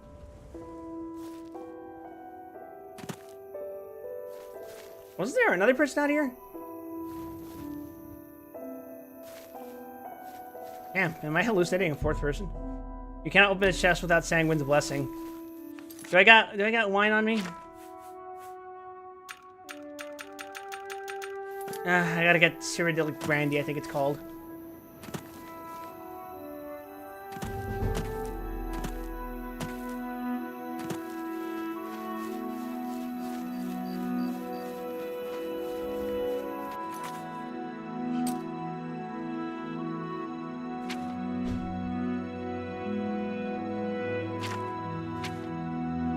Oh!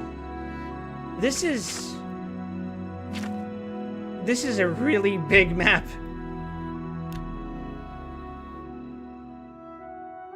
I can fast travel.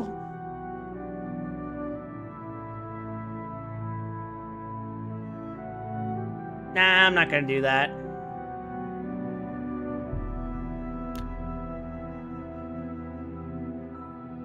Is Skin Guide where I came from?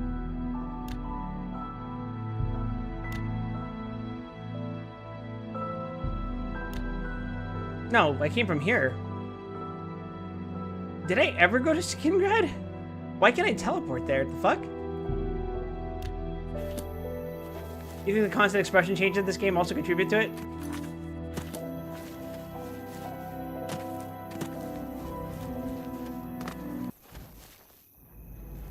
I would describe the face of this game as we wanted to show off this new tech, but it's not, like, finished yet.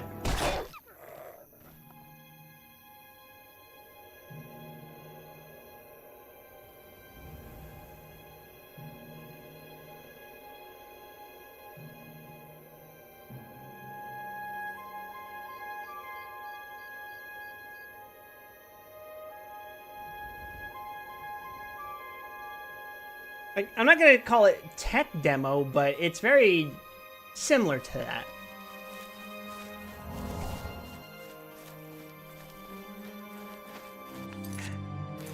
I'll say it.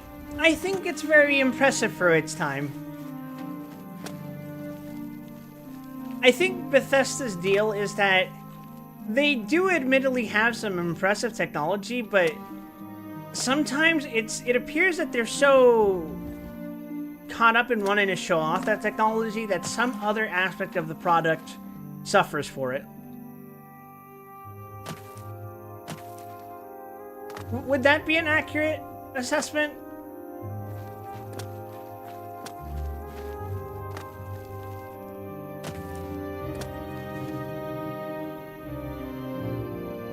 You guys have no idea how tempted I am to... You know what? I'm gonna do it.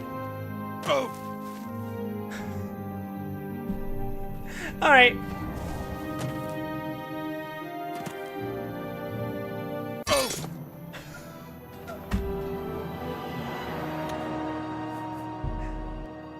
Damn, I didn't know I was that bitch made. Holy shit.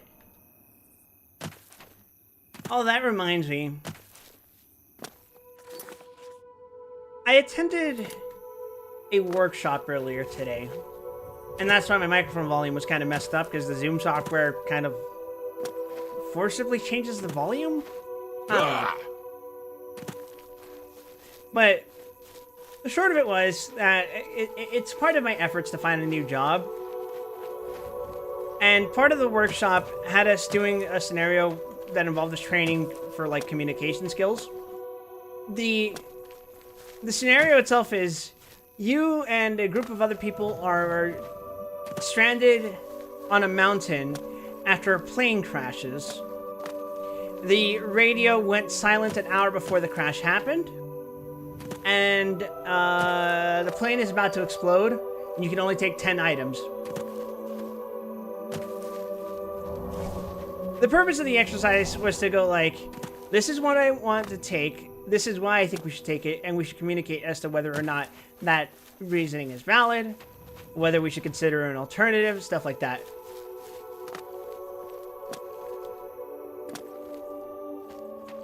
The fun part of that is that, hold on, what is this fucking ominous looking pillar?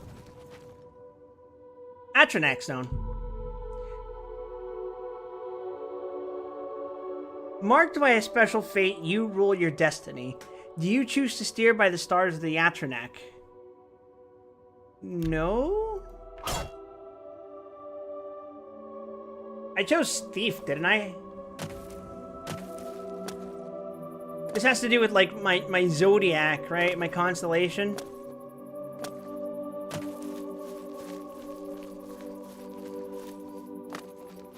But yeah, I'm a very pedantic person when it comes down to it, so, like, I ended up asking, like, okay, supposing between our options of two things, we have an option which includes 3 gallons worth of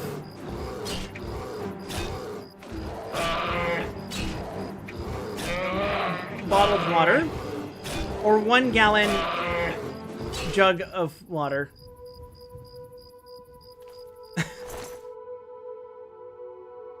And I thought, I guess that depends.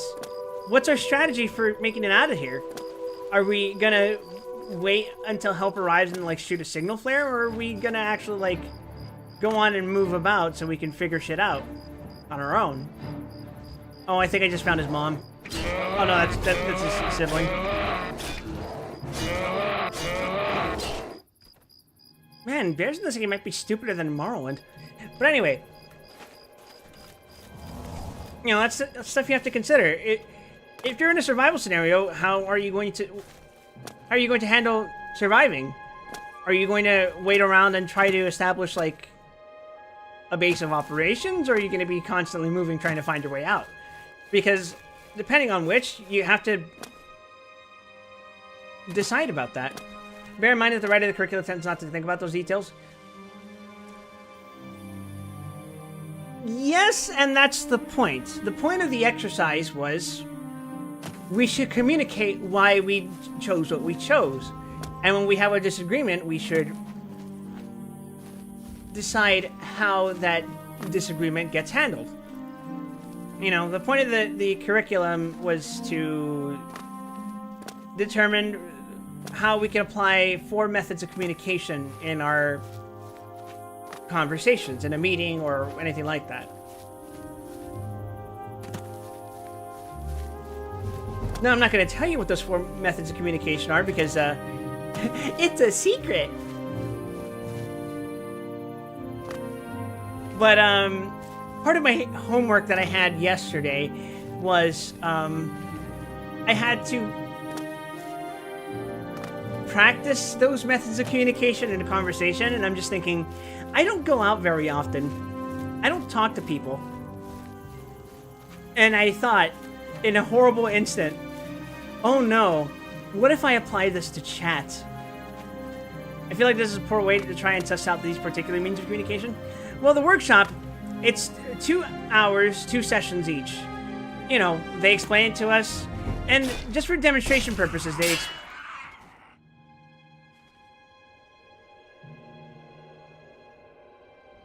they let us practice it. We signed an NDA and they told us they'd sue you and fill your mouth in with cement. No, not like that. That's very Baroque.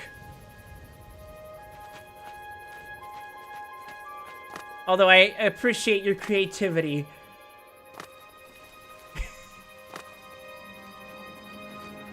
Miss Garkand. Miss Garkand. Something's approaching me. What's approaching me? I think I should hear it soon, right?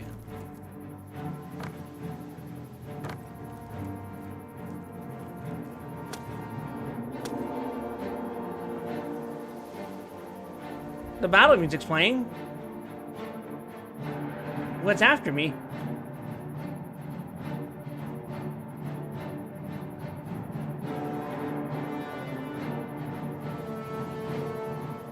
Okay, I'm gonna step down now, and if something decides to attack me, so be it. But for now, I'm going inside the cave.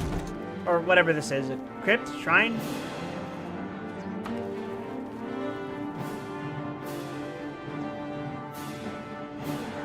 Oh!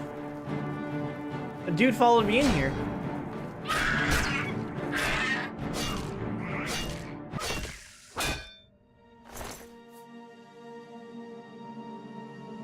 Oh, he died like an idiot.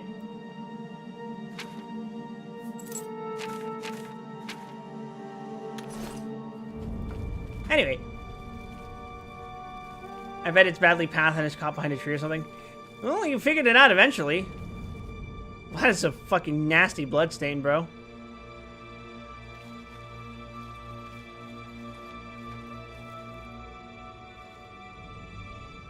Is that the goblin I killed?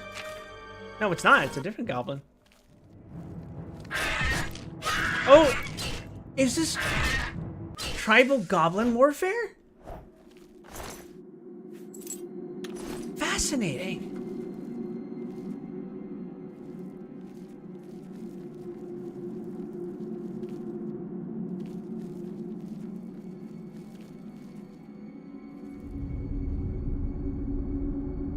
I'm not sure I like this, actually. I don't think this is nice anymore.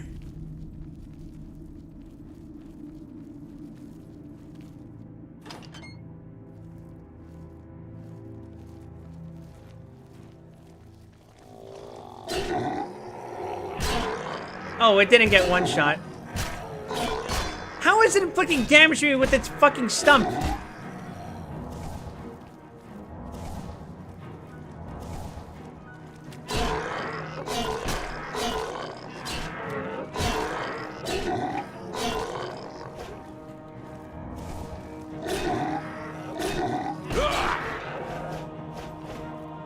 Wow. That, holy shit, maybe I shouldn't fight these guys.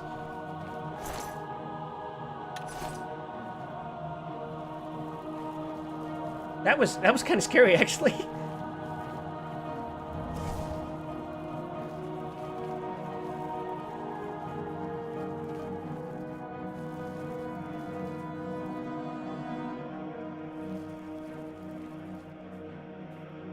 This gate is open remotely. Wonderful.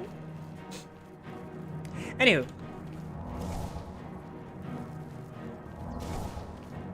The exercise was, like, for coordinating specifically. Because communication is a very complicated process, right? So it's a stealth dungeon then? Every dungeon is a stealth dungeon, and I like that. I like sneaking around and bonking things. Oh, hi.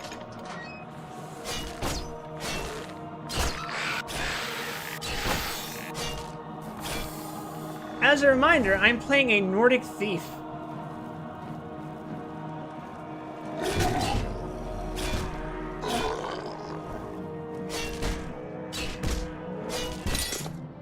Huh?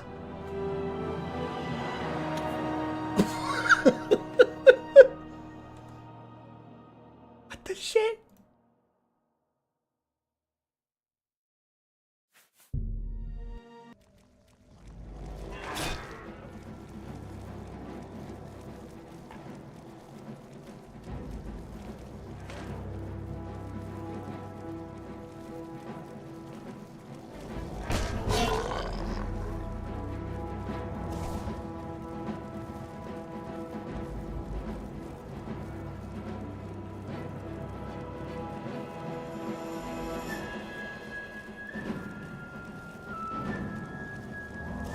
Surely the zombies will be fried by the sunlight, right? Or their pathing will get fucked. Oh shit, there is no sunlight. I got to go!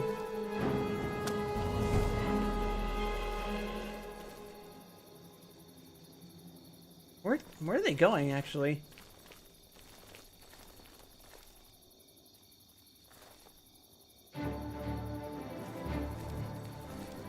I don't think they can follow me up here. That's great. That's awesome.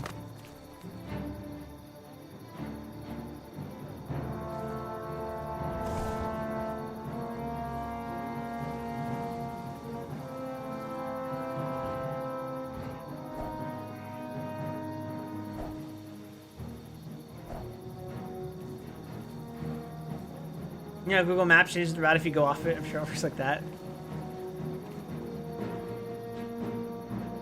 You guys remember MapQuest? Any of you unks on the internet remember MapQuest? My intelligence is being drained. So true. So true, bestie.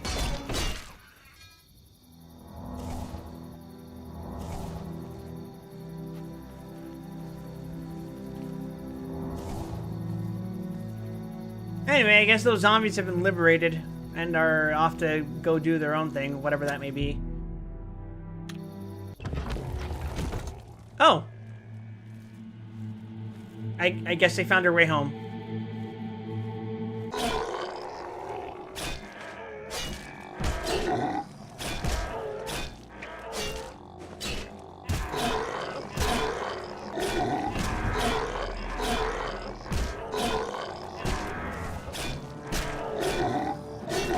I'm gonna go. These zombies are built different, apparently.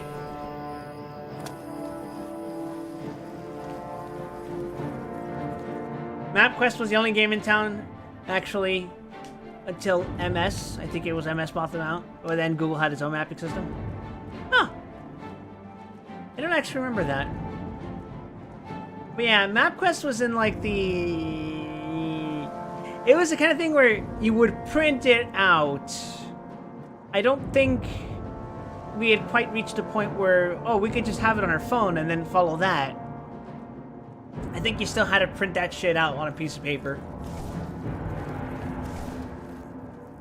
Ancient internet technology, you know. Like modems. Nobody knows what a modem is anymore, surely. I've never seen a modem in my life.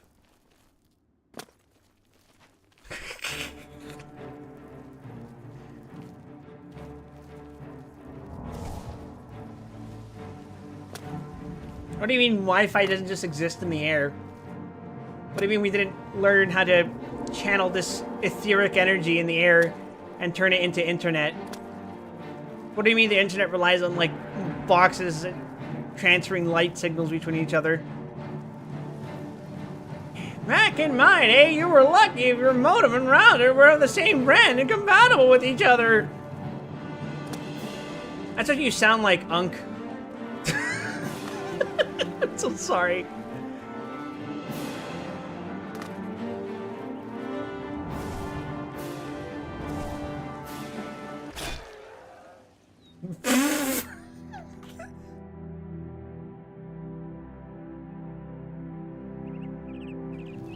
This game is fucking awesome.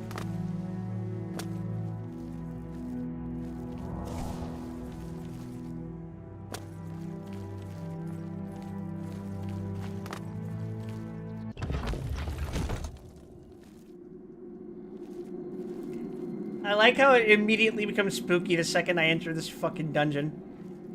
And deserved. The lighting in here is actually kind of crazy.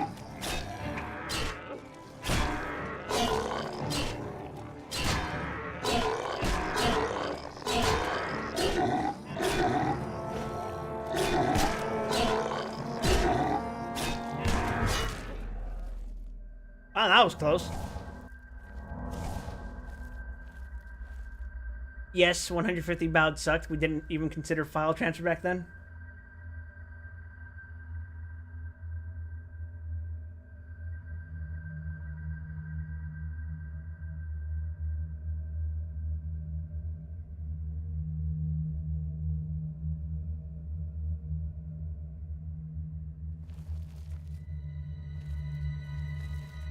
They just announced Kingdom Hearts the series on Disney Plus.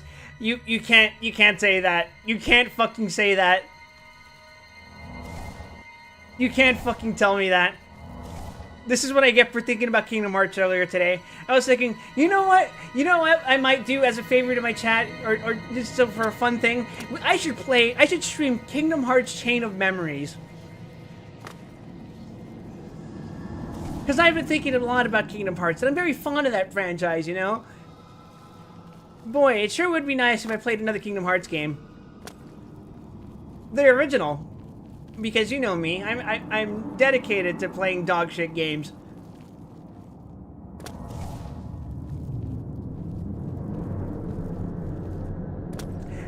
I think the original has its charm, and honestly, it's... Sometimes I like it more than Rechain. I mean, what did I say? What was that?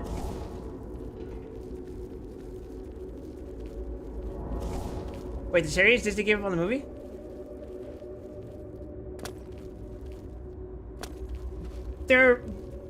I don't remember there being plans for a Kingdom Hearts movie. The combat mechanics are better in 2D.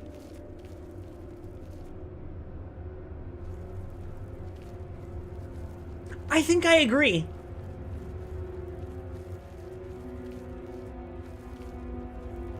Because it feels really weird. In Recon, the pacing of the battles, like, they're using the same models as in Kingdom Hearts 1, but you're working off of, like, this admittedly slower paced card combat. And it feels weird, because, like, entire attacks can just be canceled. And then sometimes it's like the boss just fucking stands still. It's weird. It's really weird. Recon is not... I think Recon needed more time in the oven.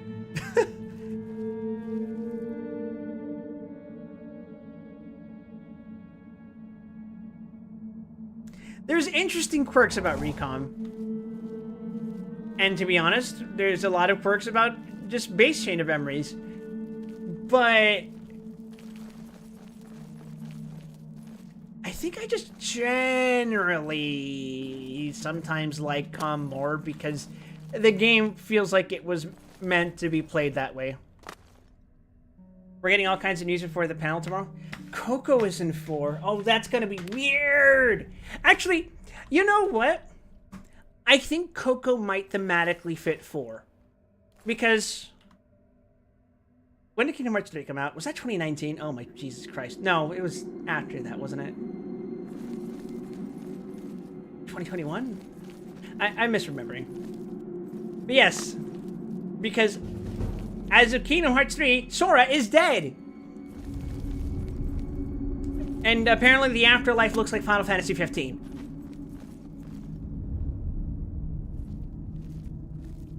I really don't like this, guys. This is really fucking creepy.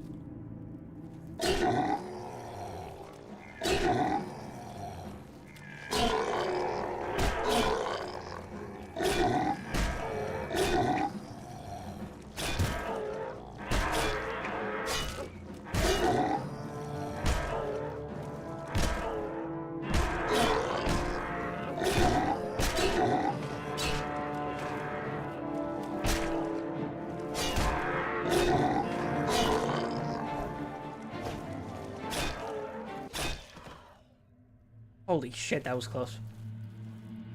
I never treated KH as a Disney project so much as a Tetsuya and Nomura's experience with Disney. I prefer to think of it as Nomura-land. I strongly disagree with that assessment. If you go back to Kingdom Hearts 1, which I did, replaying it last year, the Disney worlds and the themes and plots of each of those worlds are absolutely crucial to the progression of Sora's story. And Kingdom Hearts 1 in particular feels probably the most Disney Kingdom Hearts will ever get. Disney as in, like, the artistic project of Disney, not Disney the corporation. That's Kingdom Hearts 3. Kingdom Hearts 3 is very, please look at our product and consume our product.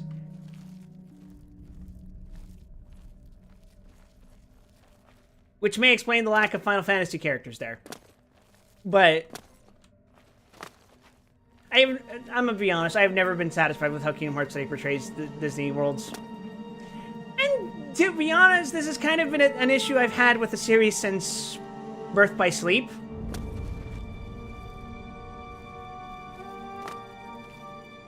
I never heard someone consider it like that.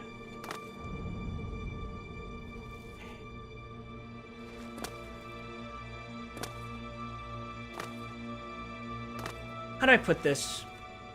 Kingdom Hearts at its core is a very corny game. It's very stock good guy, bad guy kind of thing. And it's very, this is a child going through a lot of experiences. It can be mature in some aspects.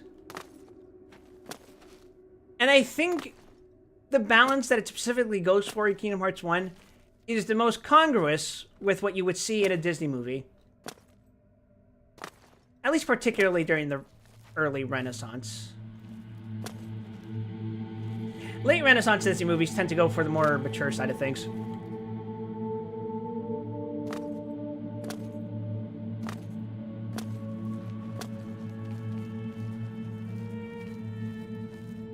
You did have the sick Einhander secret boss for Gummy Ships, though.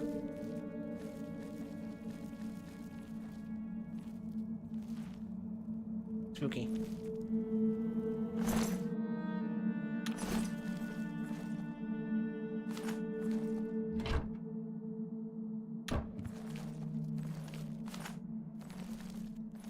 This whole place has a very ominous vibe to it.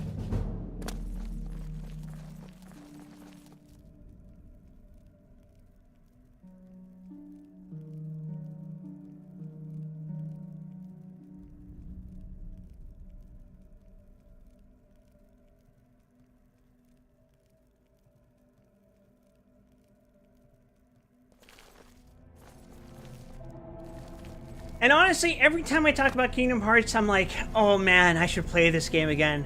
Oh man, I should stream Final Fantasy X again. And every time it becomes harder to resist the siren call.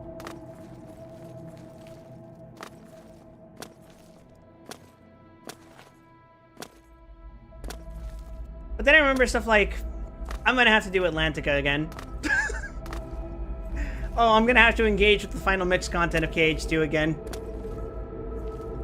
Yeah, I got takes about the fucking KH2 FM content.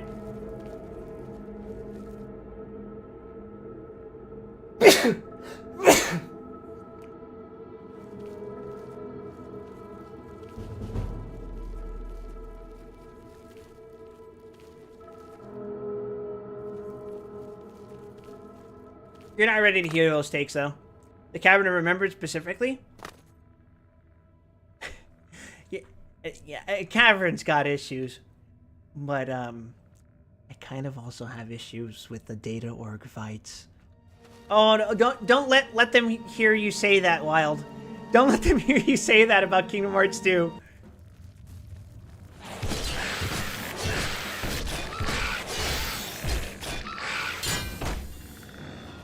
Okay, but I think we can agree Mushroom 13 is dog shit, right?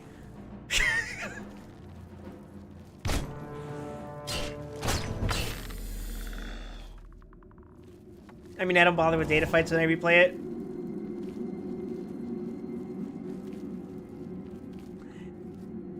I think that's how I typically would want to engage with that kind of content on replays. But I'm not gonna. Or the Mushroom 13 outside of getting a single map for the fuck-assing requirement of the last Work Calcul Plus. I can't decide which is the worst Ultima weapon to grind for. KH1FM makes it kind of miserable.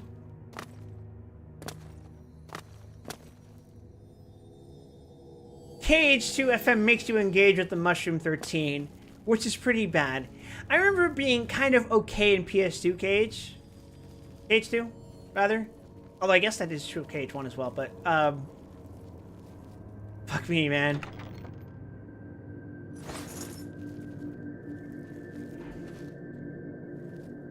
Having to engage with that bullshit is very...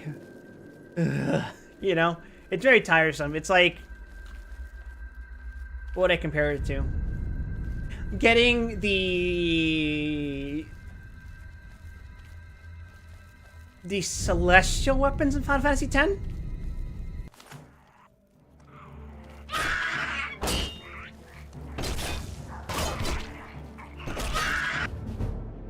Your blade skill increased. The cuts and nicks from long practice sessions with all manner of blades has its benefits. You are now an apprentice with blade weapons.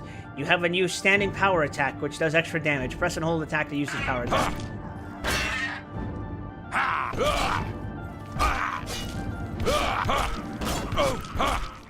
Oh my god, he's dexing me to death!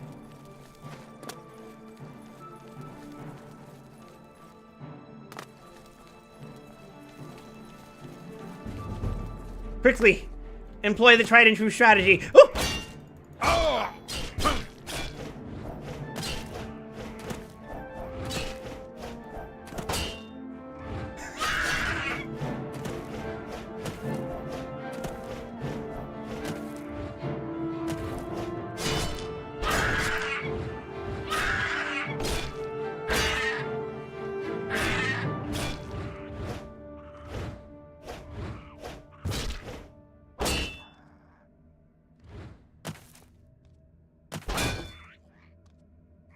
Fenrir's a funny weapon. I used to not like it because I like doing combos.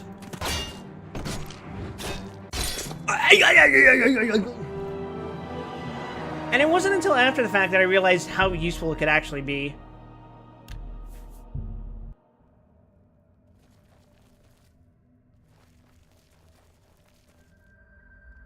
Because I didn't understand the implications of completely removing all of your combos.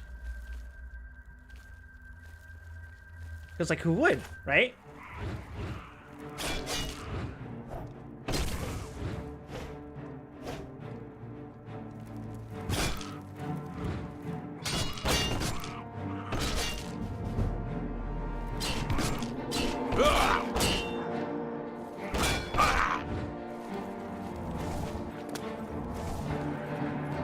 Oblivion doesn't have smoke bomb, does it? I forget.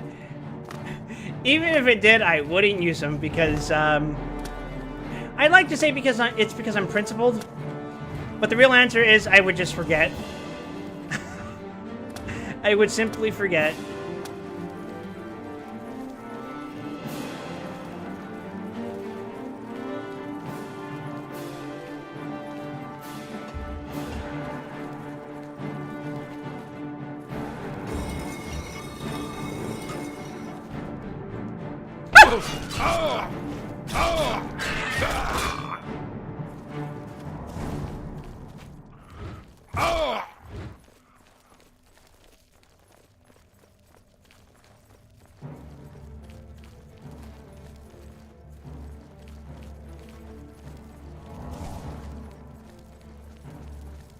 I mean, I'm not scared. What the fuck are you talking about? I'm just luring this guy out because it's part of my strategy.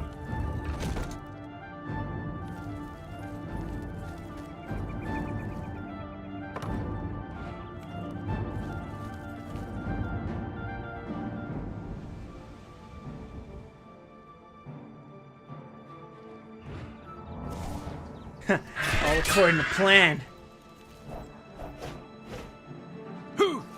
Oh shit, I didn't mean to jump down! Okay. All according to plan.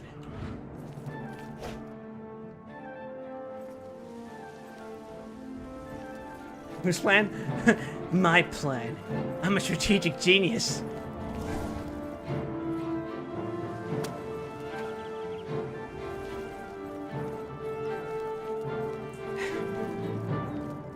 Can I just say it's really amusing to me that I did the main plot for like 20 minutes and then immediately got distracted by everything on the way.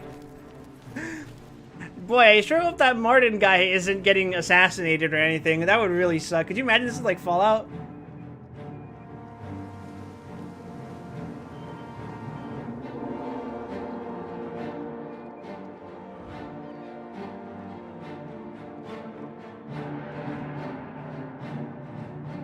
Which, I mean, like, you know how Fallout has a timer where, like, if you don't fucking clear the game fast enough, everyone just dies?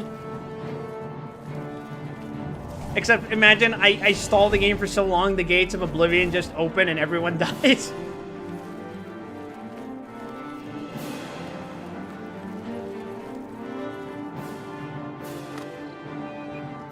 Okay, I'm just gonna go down and,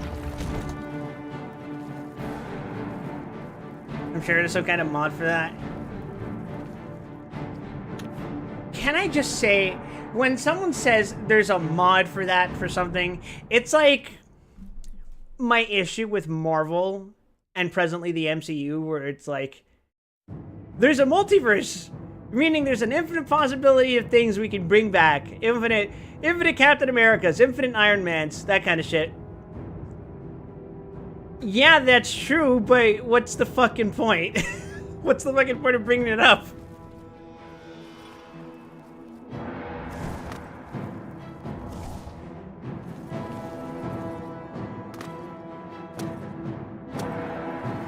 Do you think the guy's gonna know where to find me if he comes after me down here? Like, is he even back inside yet, or is he just... There's a finite number of creators, modders.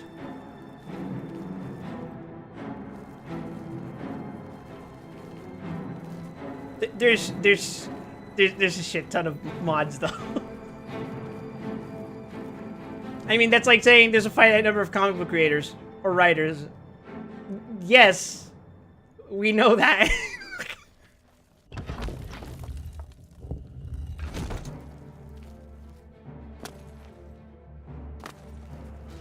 What the fuck is going on over there? Holy shit. Skeleton gang, rise up! Wait, they're not on my side. Oh wait, they were on my side. Let's go! Oh wait, shit, I just hit them. Go, my Chud skeleton army!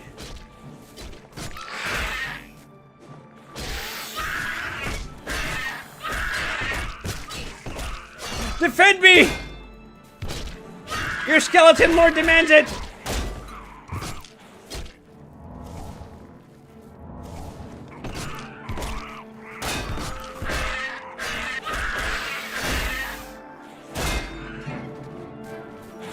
Thank you. You have done your service. Oh my god, my fucking weapon broke. Oh, no. Oh, Oppenheimer face. Oh no. Shit.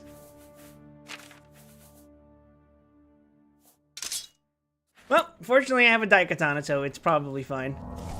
Thank you, John Romero, for giving me your shittiest video game.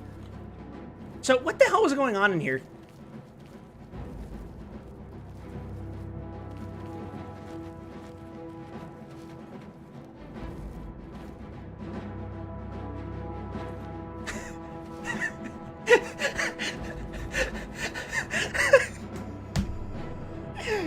Oh, fuck.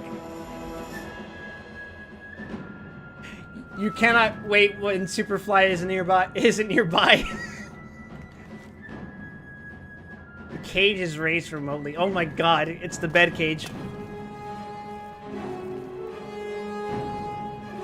John Romero just made me his bitch. He made everyone his bitch. Oh, I don't know if I should be doing this. Yoink.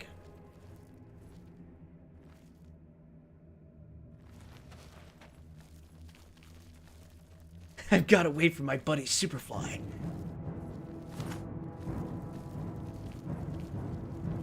He actually trademarked took it down as a slogan for Daikatana's release. Okay. Do we have it in writing somewhere that it was John Romero specifically? Because I remember reading somewhere that the fucking advertising that John Romero was going to make you his bitch, that was not John's idea.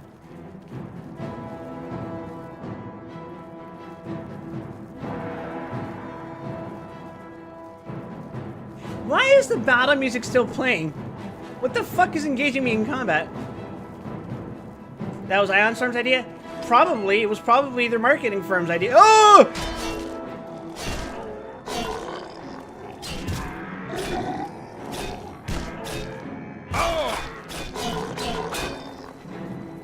I need the Daikatana to save me.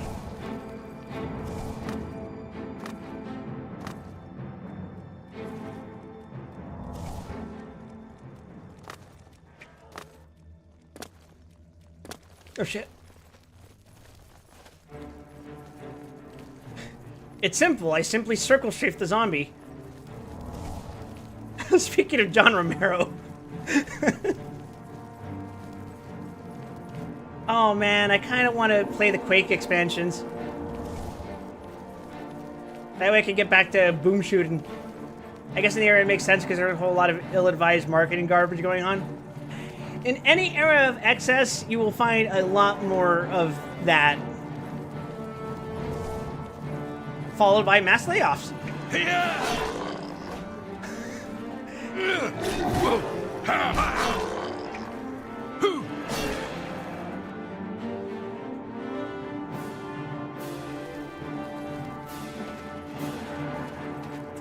Tis I, John Daikatana.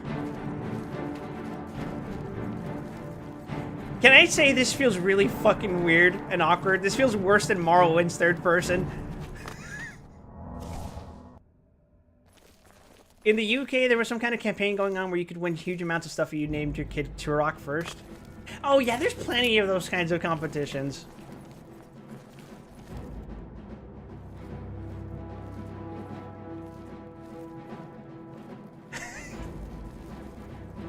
I don't know how you make your third person worse than fucking Morrowind, but I guess there's third person Oblivion. It looks horrible. Like, that's probably one of the worst camera angles I've seen in one of these games.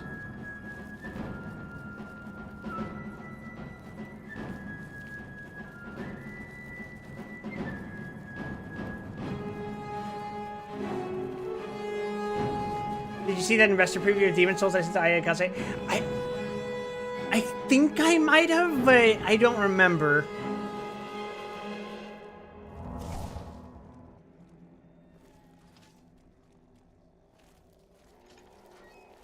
You know, since fast travel is a thing, I should probably take advantage of that and like go get my gear repaired and shit.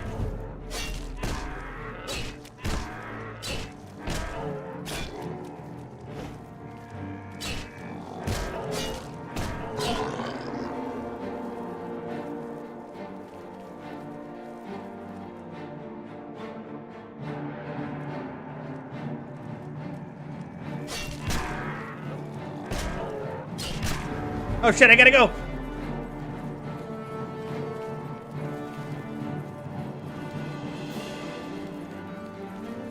Wait a fucking second, don't I have potions?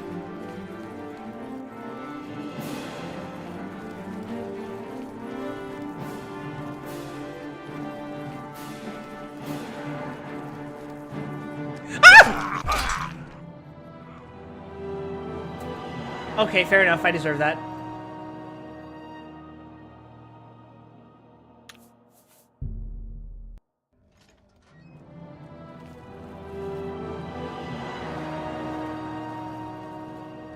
Why does he keep playing the death music when I reload the game? What do they mean by this? You know what the zombies move like? They move like Christian Bale in The Machinist. You guys know what I'm talking about?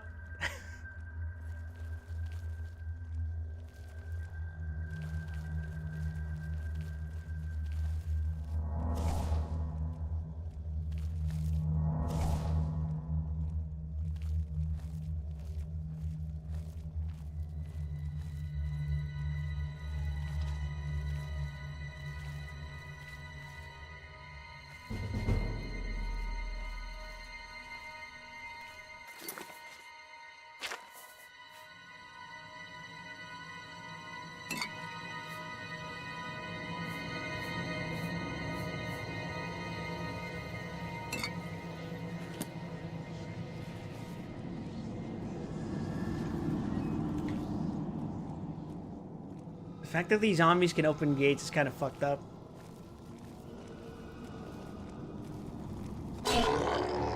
Sneak attack for 1 times damage. I fucking love video games.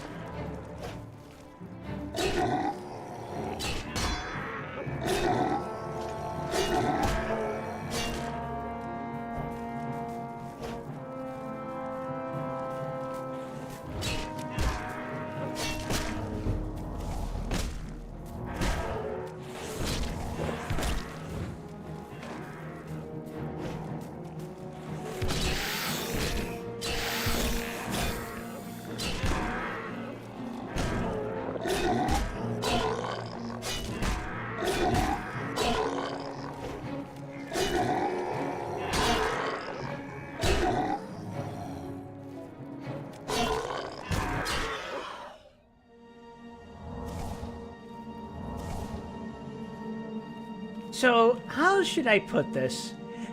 Oblivion's gameplay feels like a streamlined version of Morrowind, but I feel like 80% of that is in the visuals.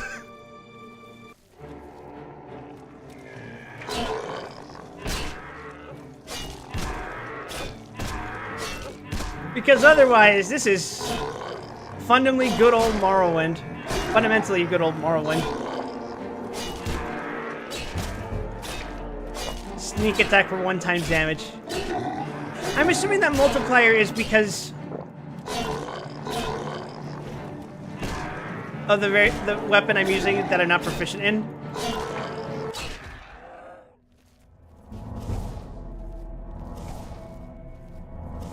I should really find a bed.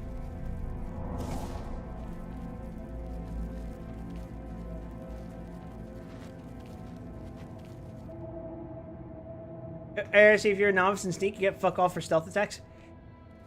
Earlier, I hit a 6 times damage multiplier. I think it has to do with my weapon choice.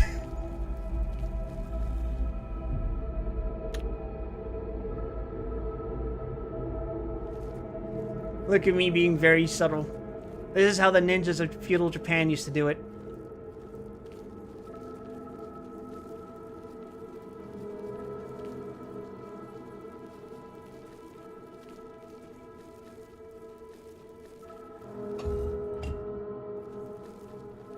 I'm sure that did something. What exactly that was, I don't know. Then I don't pretend to understand how Oblivion works. I think it's better for everyone involved that we don't understand how the fuck this game works. Because I feel like the more you understand about how this game works, the more frustrated you get.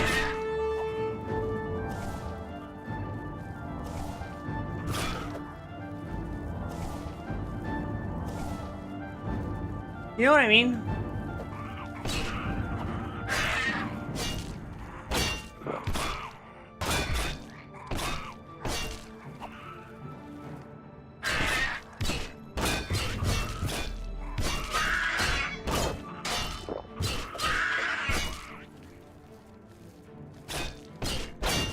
Do you think Sheogorath was actually Todd Howard's self-insert? Sheogorath, was that one of the Daedra?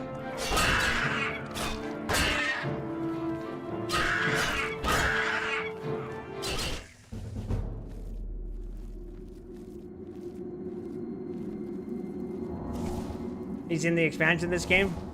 Well, I definitely wouldn't have known that because I don't know anything about Oblivion. Anything I know about Elder Scrolls lore has been from reading Morrowind's books. And my god, are there so many fucking books in Morrowind.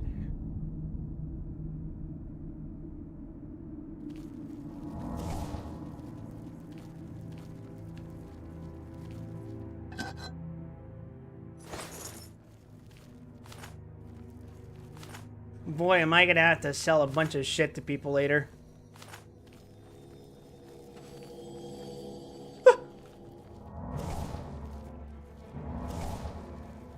Maybe I shouldn't have, like, used the fucking flashlight on myself.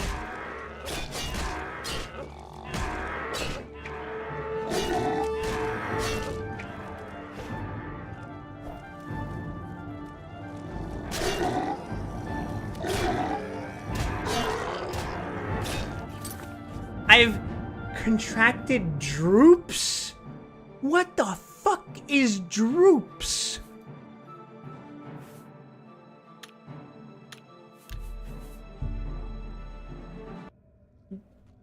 What kind of STD is that? Streamer got the droops.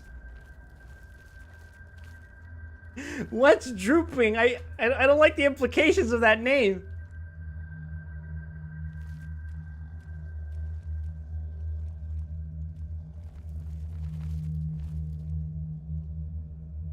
What is it, the Elder Scrolls in double O's? Droops, skooma? I mean... spoon? Tools? Books? Drooping? That's just a thing in English language.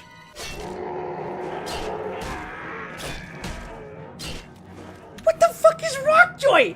What am I attacking?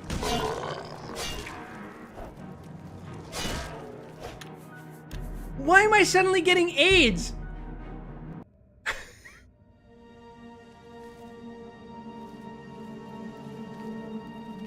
Those are real words that we know the Elder Scrolls was created when the story guy dropped acid.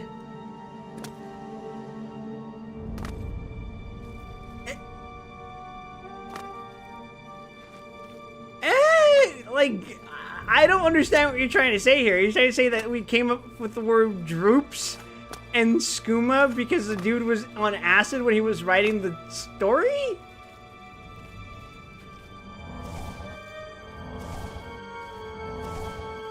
I don't know, man. Sometimes you just make up words, and sometimes to make words sound exotic, you, like, play around with shit like that. You know, because real life words just do that sometimes. You just kind of arrange them in an order that sounds like something that might exist, but doesn't yet. Or might not ever will. That's just kind of how creative writing works.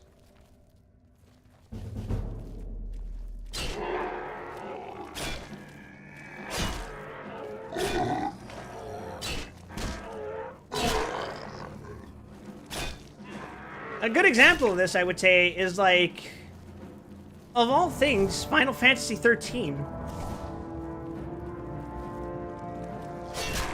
Which has a tendency to use a lot of apostrophe words. Like Lassie, Falsi, Seath. Those are the ones that immediately come to mind, but there's a lot of those.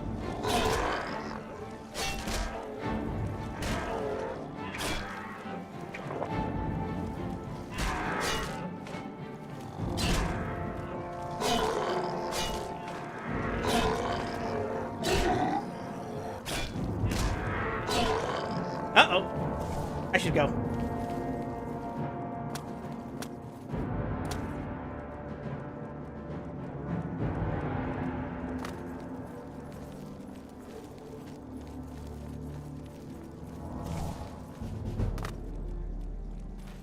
Oh no, I'm stuck! Oye, chinga tu madre.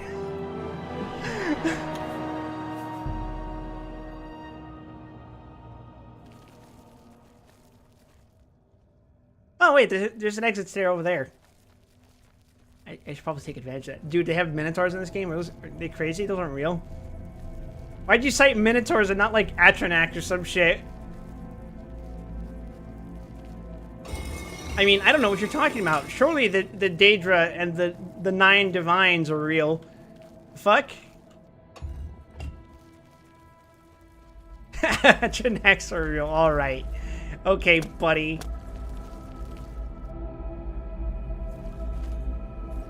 Man, I don't want to fast travel out of here without having actually cleared the dungeon. But I feel like I am due to go back to the Imperial City soon. You know, peddle my wares. Shit like that, you know?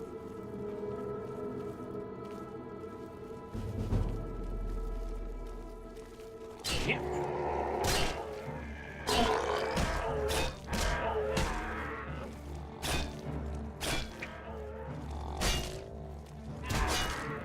Oh my goodness, that zombie's mogging me! I should go.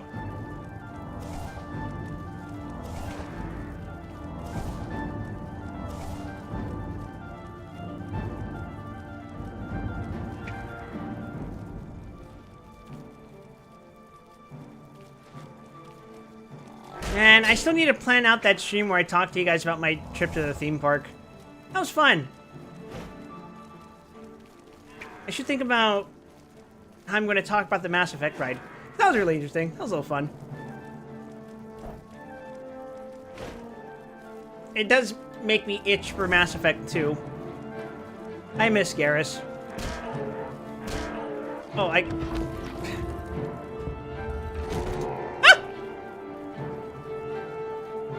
miss Rex.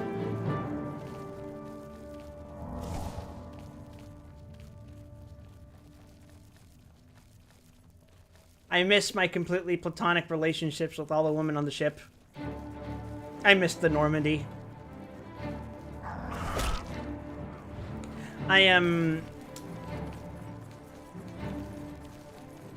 Ash.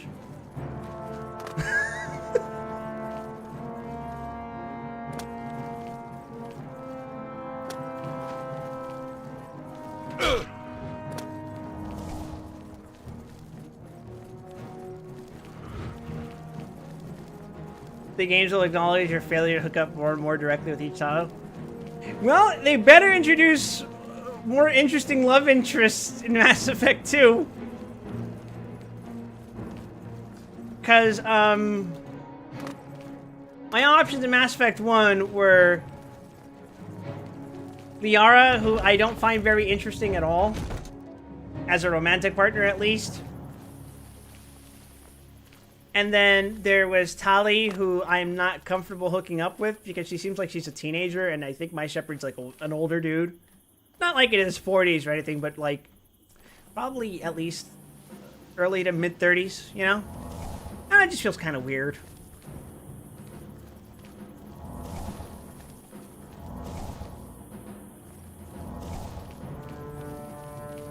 And then, you know, there's Ashley.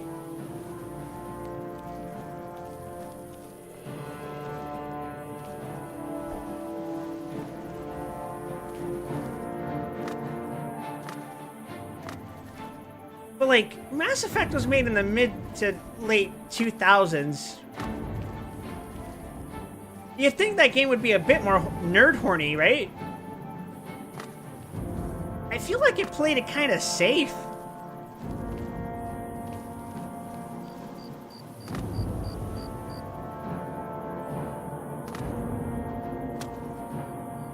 I wonder where she is now. What part of her? She's gonna be the next collectible in Mass Effect 2. You have to go around 20 different fucking planets collecting her remains. Jesus Christ.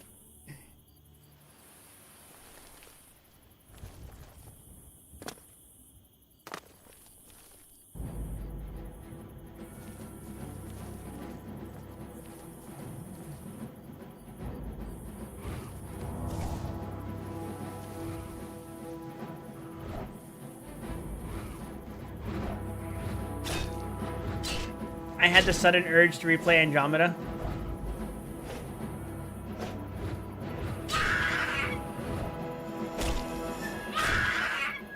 You have Jennifer Brandis Hepler to thank for that. She started writing for BioWare around the start of ME3's development.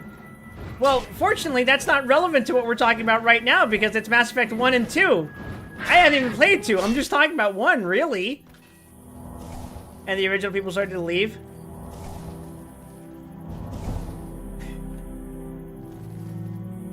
Yeah, man, let's not get ahead of ourselves here. I haven't played Mass Effect 2 or 3. I'm just talking about like how I wasn't particularly interested in pursuing a romantic relationship in Mass Effect 1 because my options are like that.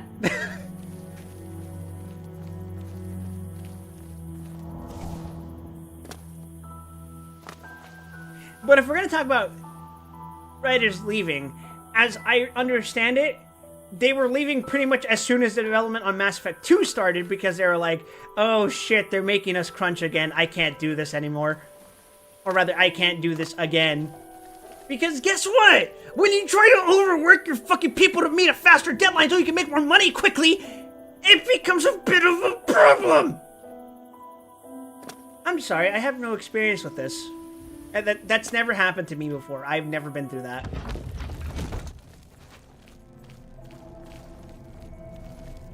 I wouldn't know anything about that.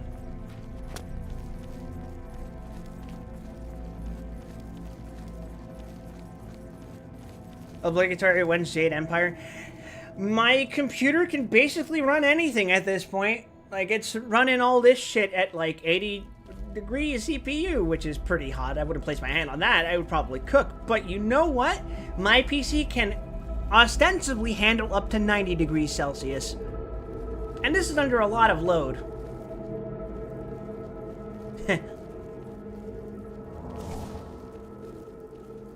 Okay, but I really do like Jade Empire, though. It does sound interesting to me. I certainly would try checking it out. And a certain VTuber I'm into has been playing Star Wars the Knights of the Old Republic recently, and I'm thinking, ooh, maybe, you know, maybe. I don't even consider myself that big of a Star Wars fan. As I've told you guys, the last Star Wars movie I watched in theaters was The Force Awakens, and I'm like, that was okay. I'm not gonna watch the other ones, though.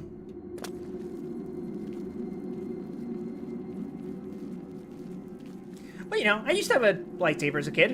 It was one of them custom ones that you could get at Disneyland. Pretty nice. And then I also had, like, a knockoff Chinese, like, corner store toy that was like a lightsaber, but it wasn't.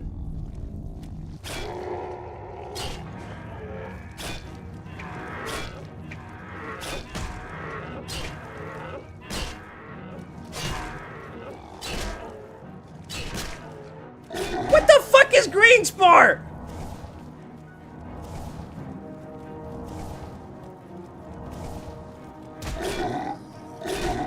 These zombies are giving me the clap. You know what? I'm gonna go to a fucking town just so I can get that shit off of me.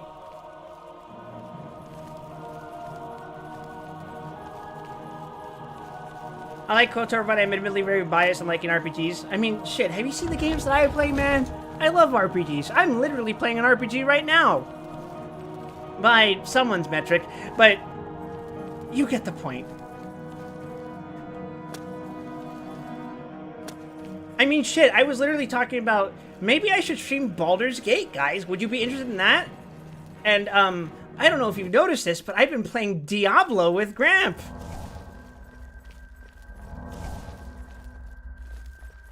Yes, I'm counting that as an RPG. If you don't count Diablo as an RPG, you're silly.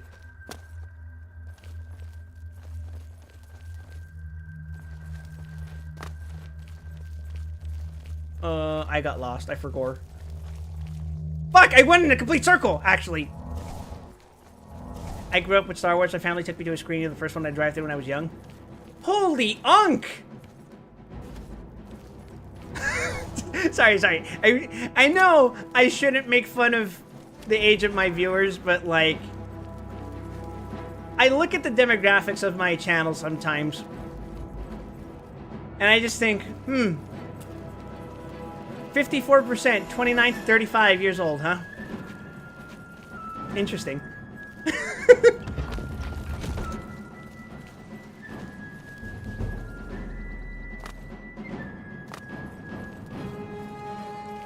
And many years later, J.J. Abrams shanked Han Solo, and now it was done with Star Wars.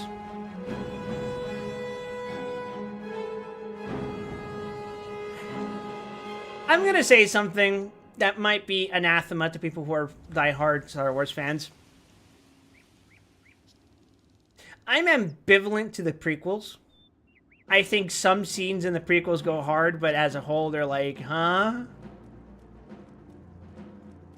The sequels, I already told you, I watched The Force Awakens, and I thought, that was pretty alright, and then I didn't watch the other ones. I didn't watch the Solo, A Star Wars Story, I didn't watch Rogue One, I didn't watch Andor, which is apparently a really good show. I didn't watch The Mandalorian. I heard that was good until it wasn't. I didn't watch The Mandalorian movie because why would I do that? What else am I missing? Oh, right. I didn't watch The Clone Wars. I watched the 2D animated one, but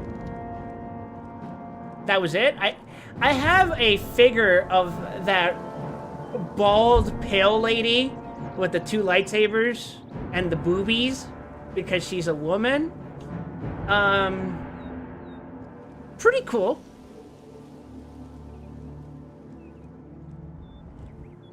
I owned a couple of Star Wars books, but I admittedly never read them.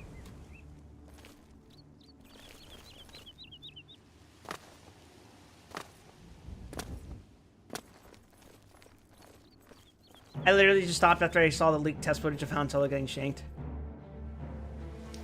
So, insofar as character assassination in a metaphorical and literal sense, I think it's okay if a sequel shows a beloved character die. I think that's perfectly fine.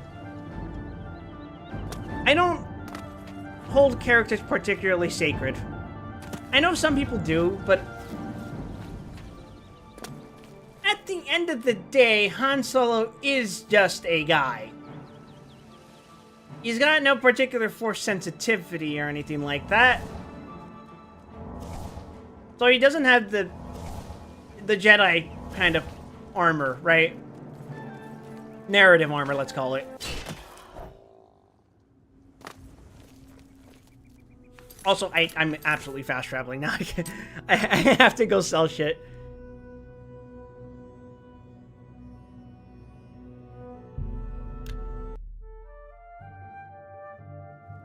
Fiction, you know, that's the thing. Fiction is presented in narrative context.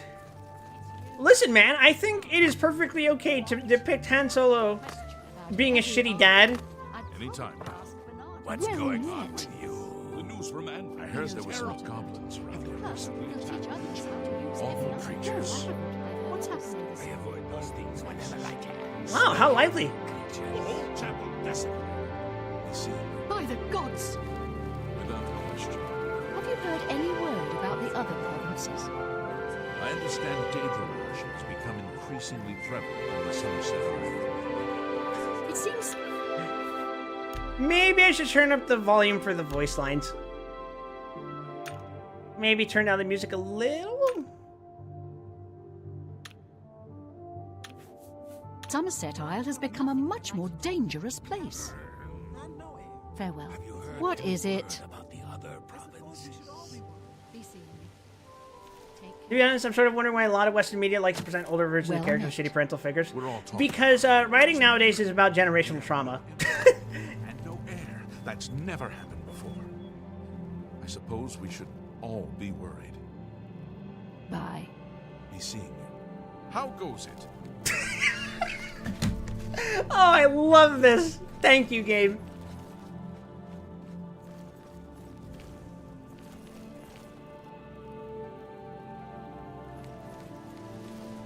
Get your black horse courier here. The feed bag. Formerly... formerly Chuck's.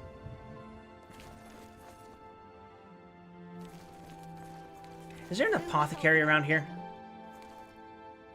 I'm Irene Metric. If you needed to know more, you'd already know. Roseanne is a talented smith. One of the best around, if you ask me. Why is she so fucking angry? Some words should be shared only by friends. Make it quick. Well done. Please, I'm embarrassed, but thank you. Not funny, not even a little bit. You're wasting your breath. Really now, you're such a charmer. You can't scare me. What a great story. Not funny, not even a little bit.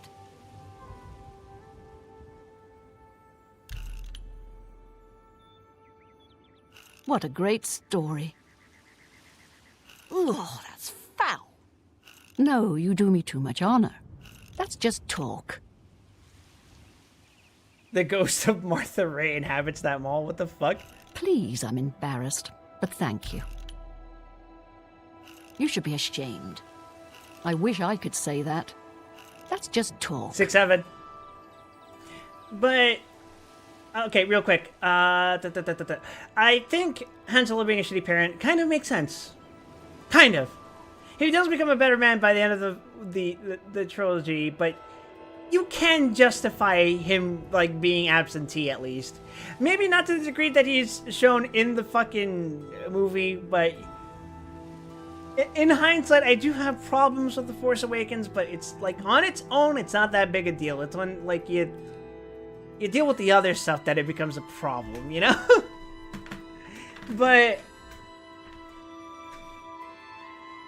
conceptually, you can make a Kylo Ren and a Han Solo work. Conceptually, I don't know if a third order makes sense. Let alone whatever final order shit they do in the sequels. I don't know about that. I didn't watch them, but it doesn't sound like it makes plausible sense. But whatever. You're revolting. You can't scare me. Really now, you're such a charmer. Somehow the only antagonist we have returned for the script. I wish I could say that. Oh, please. Well done. Oh, that's... No, you do me too much honor. Well done. You're revolting. You can't scare me. No, you do me too much honor. Not funny, not even... Oh, please. No, you do me too much honor. What a great story. Remarkable. No, you do me too much honor. Ugh. Is that so? That's not bad. To know the right things, you have to know the right I did it! I Ida communicated Vilnormi, with women! Mandil, Samuel Bantian, and Athralis are the right people. Most of his character development over the course of 4 to 6 is undone. Leia divorces him in additional materials. He married again to a woman that did nothing but belittle him because he's a man, I presume. I don't know about that. I will say, though, I kind of begrudge The Force Awakens because whether it meant to or not, it was like the breeding ground for culture war bullshit, and I'm a little sick of that. You know? Tell me more. Good day. She looks like she's holding in a shit and she's trying to smile through it. It's great. It's great, actually. Anyway, can someone point me to an apothecary? I think I have bum ass. Everybody needs a copy of the Black Horse Courier.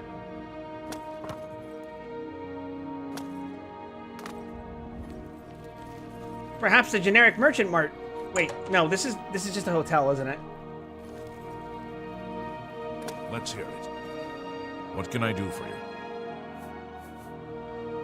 I understand the Fighters Guild is hiring new members. Not bad work for some folks. That wasn't the only place it was the breeding ground, man. It began in 2013. You weren't aware of it until your neighborhood. I'm not sure if 2013 is accurate. I think it was earlier than that. I think it happened sometime mid-Obama campaign.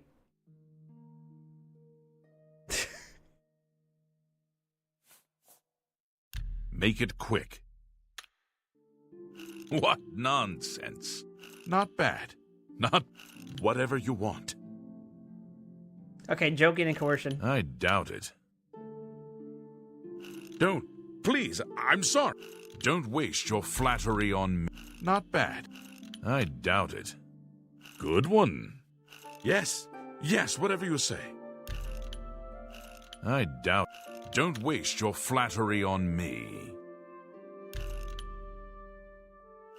I doubt it. Yeah, I get it. Don't try to manipulate. Sure, that's cute. No more. You're frightening me. Don't try. I doubt it. I offer the finest goods and lowest prices in all Cyrodiil.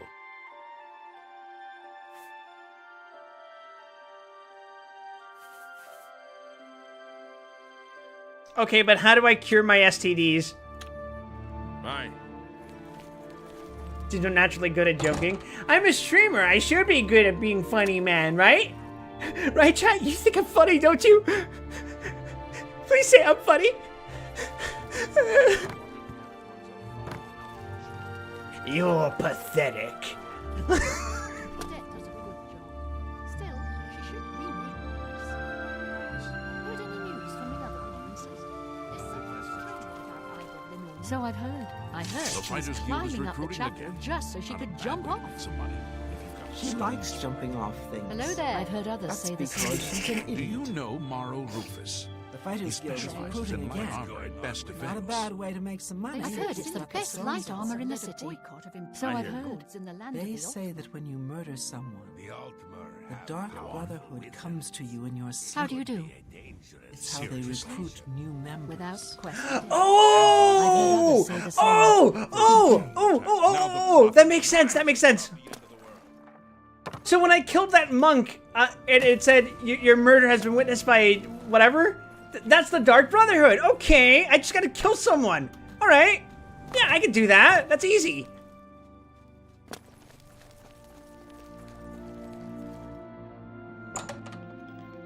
Why is the screen white? Oh, whatever, it's fine.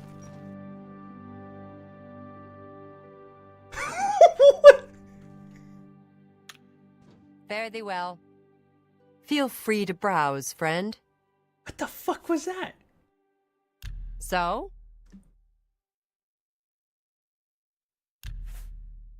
Make it quick. Feel free to browse, friend. Say what you're going to say. I'm scared. I want to go. Oh. Okay, I should have seen that coming, probably.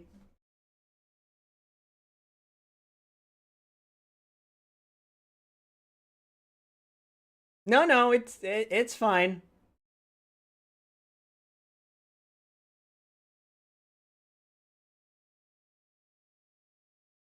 No, it's fine. I'm used to this. This is normal. This is normal level of crashing.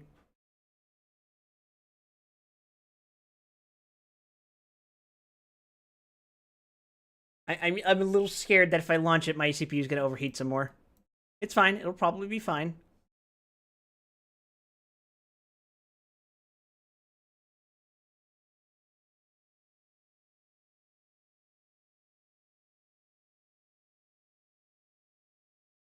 My fans are running at full throttle. I'm glad you guys can't hear that on my microphone, though. Okay. Launching Oblivion. Launching Oblivion. Okay, so far so good. Launching the game didn't, like, overheat my PC at all. It's staying at a consistent temperature. Holy shit! Technology!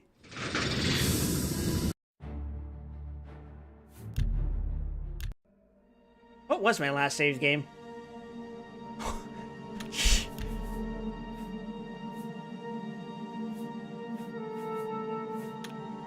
I see it deleted my autosave.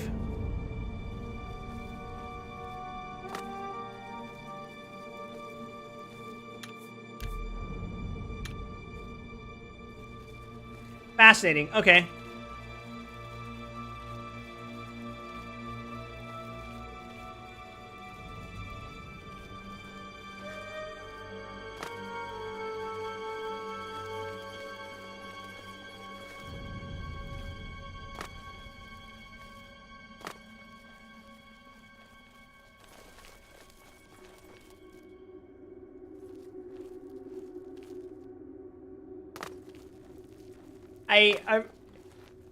So, I feel like now is a good time to confess to you guys. One of the, and possibly the main thing that was causing my CPU to overheat was that it wasn't handling the heat quite well. Because my fucking fans were plugged in to the wrong fucking slot on the motherboard. I've contracted ataxia. I don't know what that means, but that can't be good.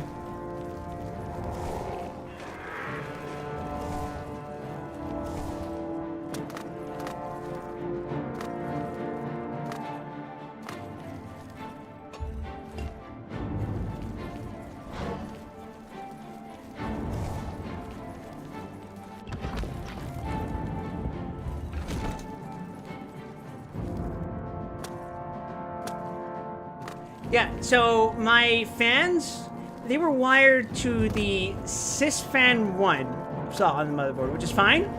But when I say my fans, I actually have an all-in-one liquid cooler.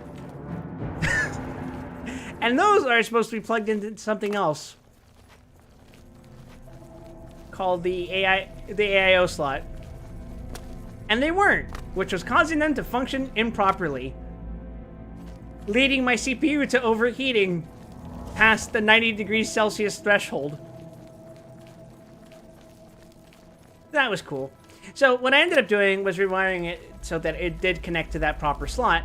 And after that, I did some funky stuff to the voltage, where now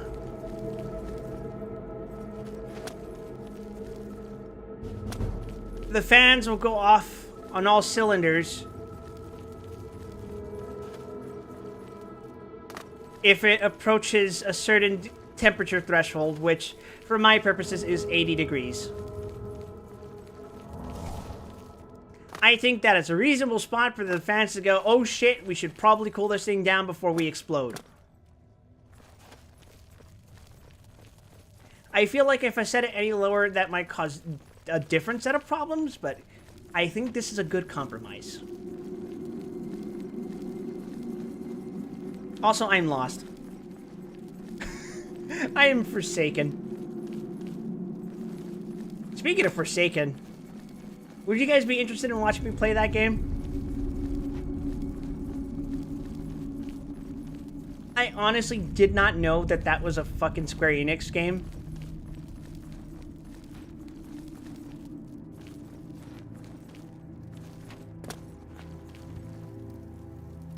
Forspoken. That's how much I didn't fucking remember that game. Not Forsaken, Forspoken. Holy shit, I did not give a shit about that game. That's awesome. Why am I casting magic? What am I doing? I'm not that low on HP. Where the fuck am I?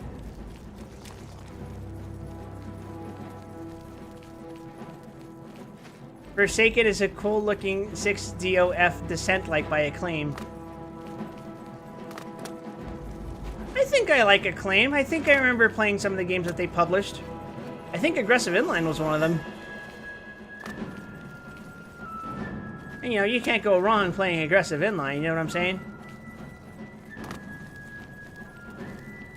You guys fuck with Tony Hawk, but with inline skates?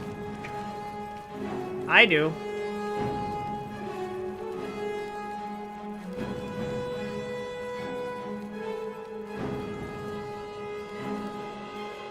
I might be stupid.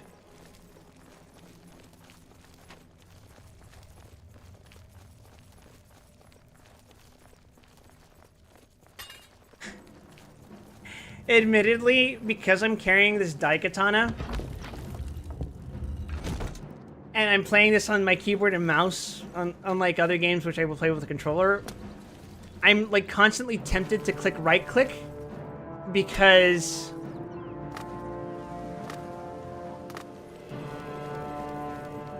my brain is registering this particular combination as Demo Knight Team Fortress 2.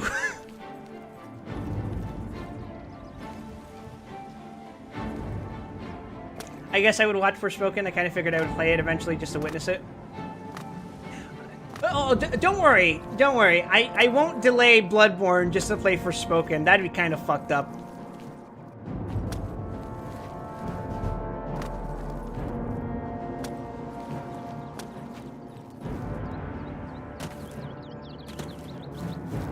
I'd probably only do it once I have, like, the disposable income to do it.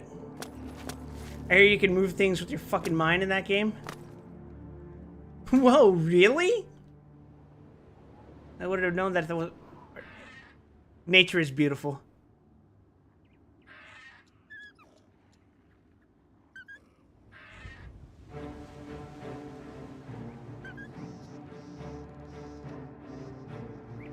That's awesome.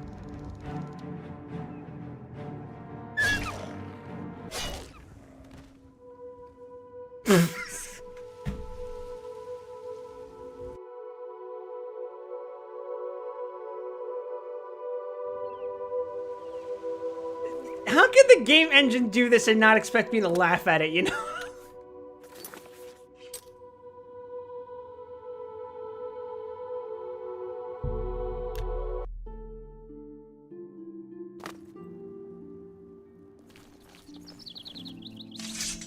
You have my ear, citizen. No, I don't. Not yet. We're always on duty. Anvil is all in an uproar. First the chapel attacked, now the prophet ranting about the end of the world. We'll see. Sorry, I don't get it. Whatever you want. Don't talk such rot. Remarkable. Yes, whatever you say. What a great story.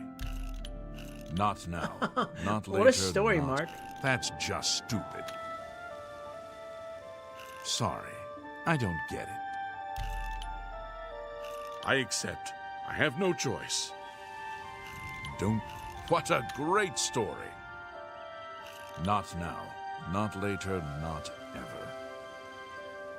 Whatever you want. I wish I could say that. You think that's funny? I accept. I wish I could say that. What a dumb joke.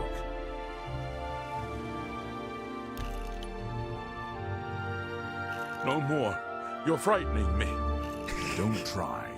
What a You think that's funny? Well done. Don't waste your flattery on me. Whatever you want. You think that's funny?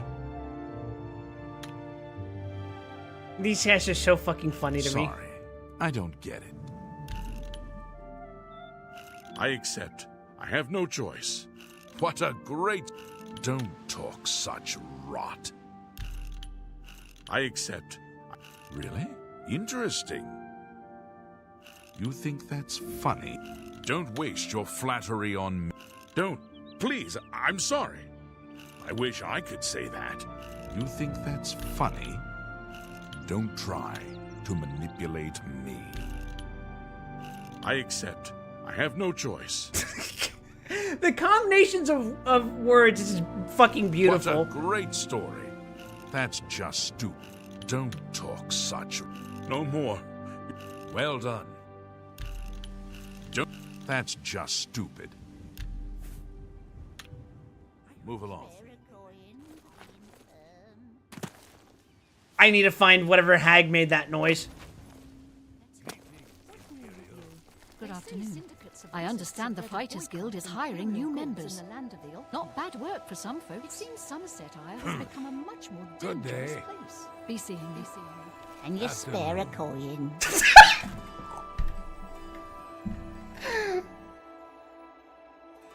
Oh, Jesus, this fucking video game.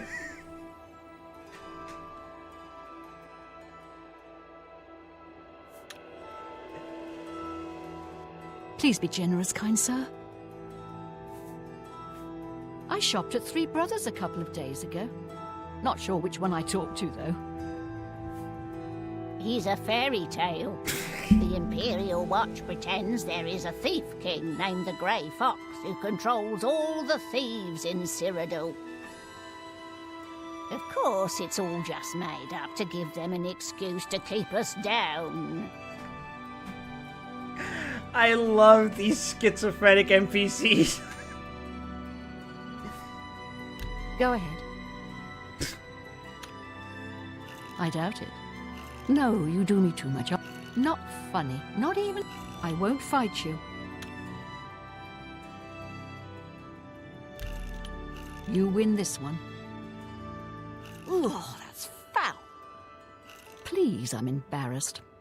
I doubt it. Not funny. Not. What a wonderful compliment.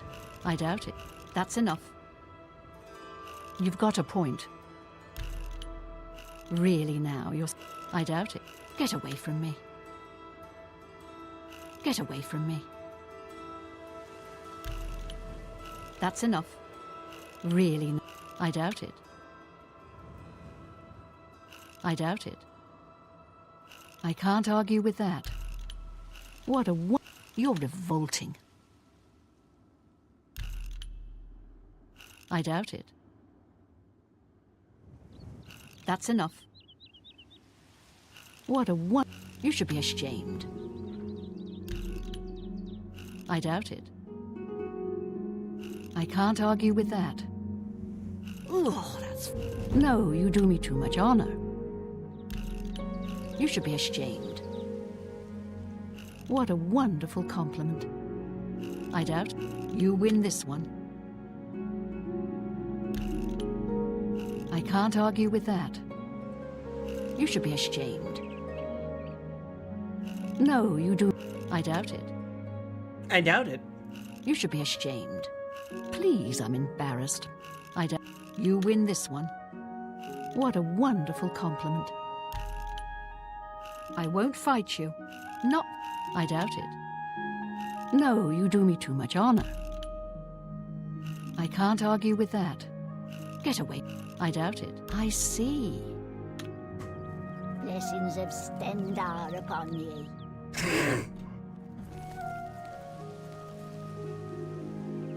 Hail.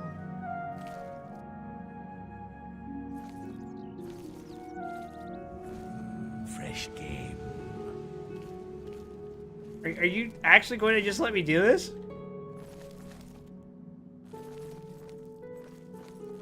That's awesome, dude. Hail. No, dude, it's sunny out. Hello there. I'm Mandel. I'm a lady of leisure, but I do some advanced training in security. Just a hobby, of course. What an interesting way to introduce yourself.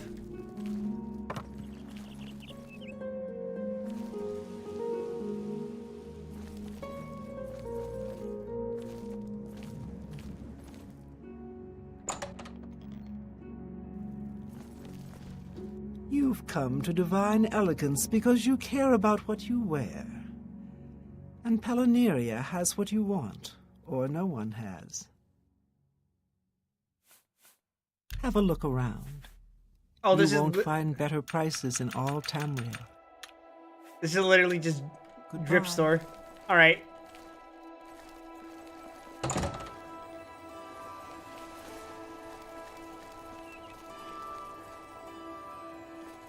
I'm assuming this is a jeweler. What is it now? Orthros. I'm a sneak. Advanced sneak, in fact. And I train sneaks. No law against it.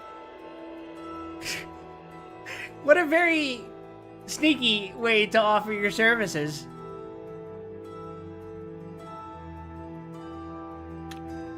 I'm through talking to you. Make it quick. What? I doubt it. Not now, not later, not ever. That's pretty good. I accept. I have no choice. Not bad. Not bad at all. I accept. I have no choice. Not now. Not later. I doubt it. No more. You're frightening me. I doubt it. Sure, that's cute. Don't talk such rot. Yes, yes, whatever you say. That's pretty good. I doubt it. Don't waste your flattery on me. Good one. I doubt it. No more. Don't talk such rot. Yes, yes, whatever you say. I doubt it. Sure. Don't talk such rot. 6-7. You're good. The Emperor and his 3 sons dead, right under the noses of the Imperial Guard. It's a disgrace. The Watch can't touch me. I'm careful, private-like. Don't like people following me. Sure, it makes people nervous, seeing me sneak around. Too bad. Be seeing you.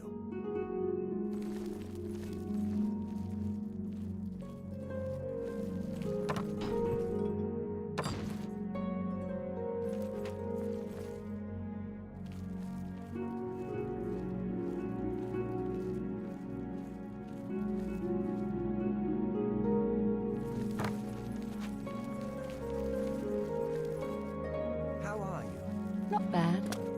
They say that the priests and priestesses of the Chapel of Dibella have all been murdered. No one even knows who did it. Keep your fingers to yourself, thief!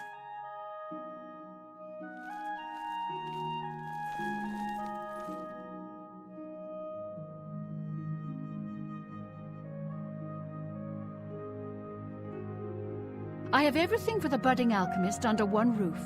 Far more than Thorinir would ever have, despite his horrid business ethics. Let's do business.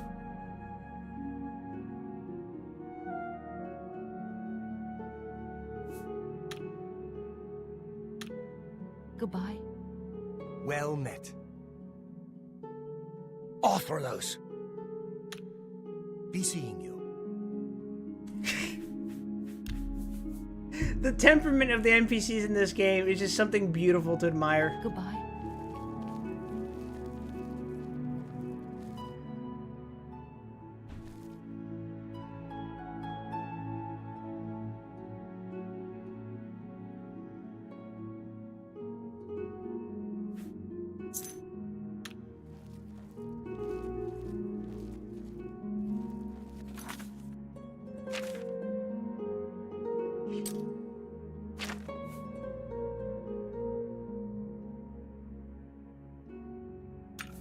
Nice.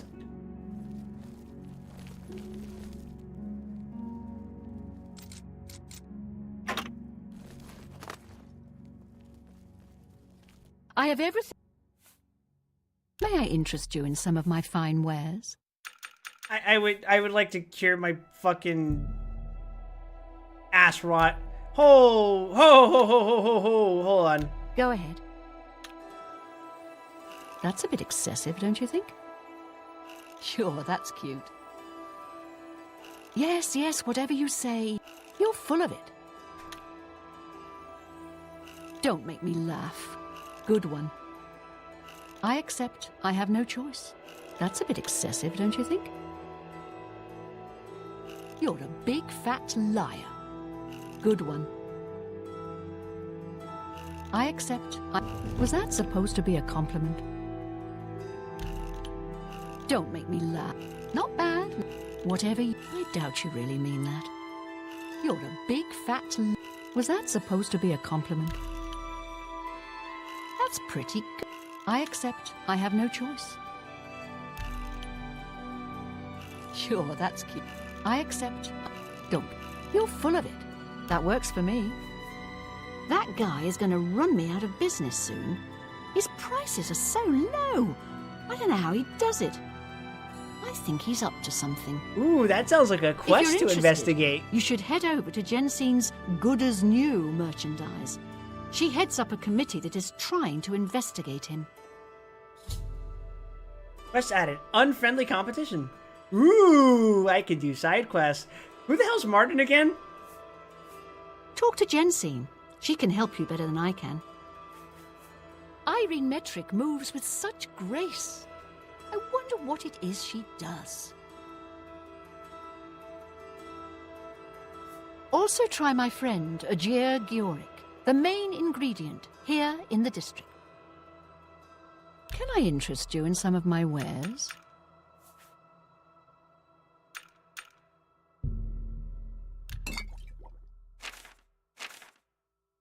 Can I sell you some of my shit?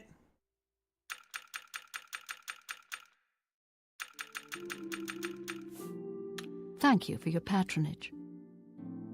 Tell me more. Bye.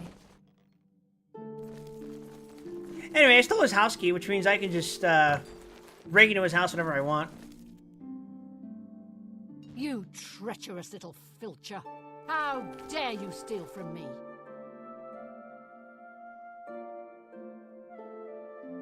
So I can't do the Fallout thing. Interesting. I have everything for the Yes? All right.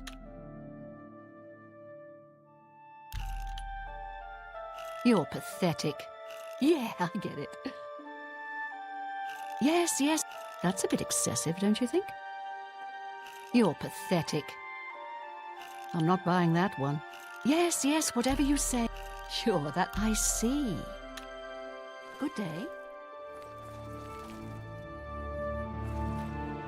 I hope this won't lead to any fallout between you and the NPCs. What's your build mod? If it's not fisting, I'll be disappointed. I am the same as I was in Morrowind, a Nord thief.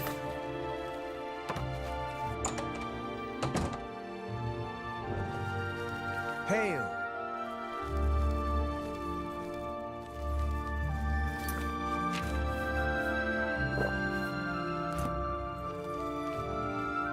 Am I building my punching skills? Should I be? Oh, hello. I have everything for... Let's do business.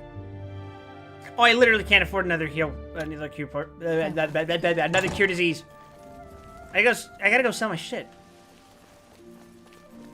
Who would trade in generic goods? You. Hail. What's going on with you? Rumor has it the Nerevarine has left Morrowind on an expedition to Akavir, and has not been heard from since. It seems that these are turbulent times in the land of the Dunmer. Safe travels. Be seeing you. Yeah, I wonder where the Nevergreen went. I'm definitely not pretending that I'm the same guy. What can I do for you? Let's do business.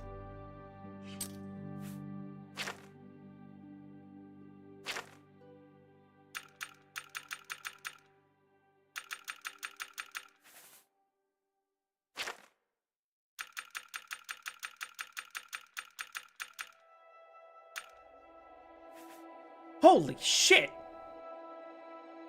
Oh, right.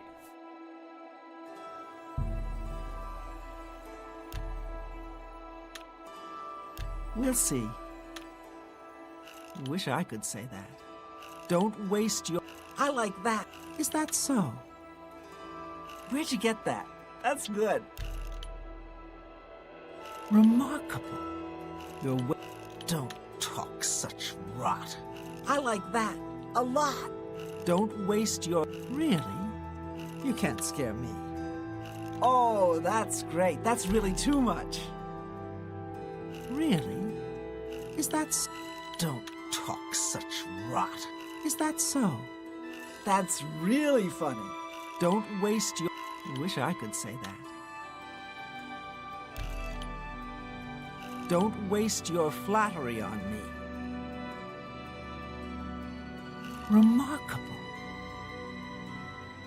Oh, that's great. How's it go again? Wish I could say that. That's great. How's it go again? Don't... You're wasting your breath. Where'd you get that? That's good. Wish I could say that. Not now? Not later? What nonsense! Is that so? Oh, that... Wish I could say that. That's really funny. What a great story.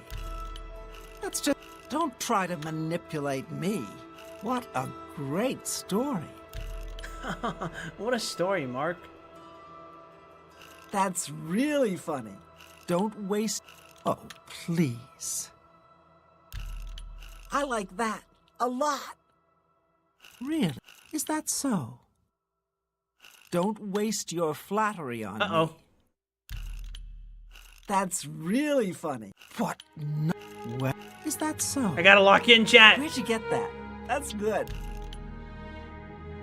Well done. Don't waste your flattery on me. Let's just talk. That's really funny. Don't try to Well done. That works for me. Be seeing you. A pleasure to speak with you. Also, hi, Locke. I don't remember if I said hi to you. I'm so fucking Oblivion-brained right now. I am petrified by the stupid fucking minigame that has enthralled me. This is like a cocoa melon. May I interest you in some of my fine wares?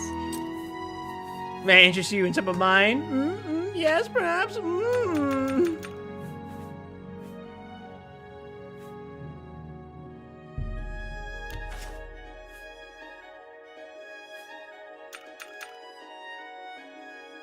I'm worried that I'm selling quest items.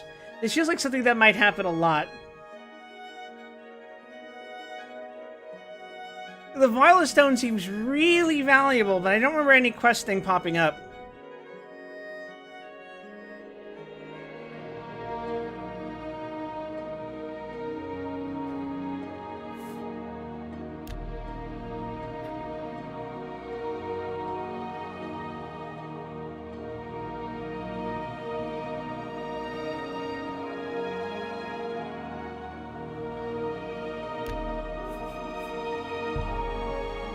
Trying to drive me out of business. You don't expect me to... I can't afford to do that. Okay, how about 80%? Sure, I'll fucking take it. Why not? I appreciate your business. Tell me more. Be seeing you. I should really haggle more often. I'm a thief. I have to steal things and sell them to people, you know? I ought to be a little more fucking business-minded. Gotta be on that grind set, you know what I'm saying? Oh, does Oblivion still have that thing where, like...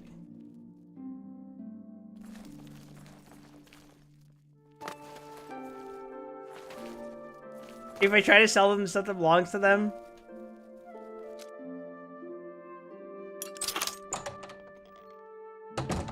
they'll immediately recognize it and be like, bitch, this is my stuff. What the fuck are you on?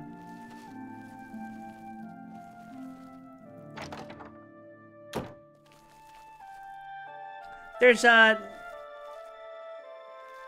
many valuable things down here.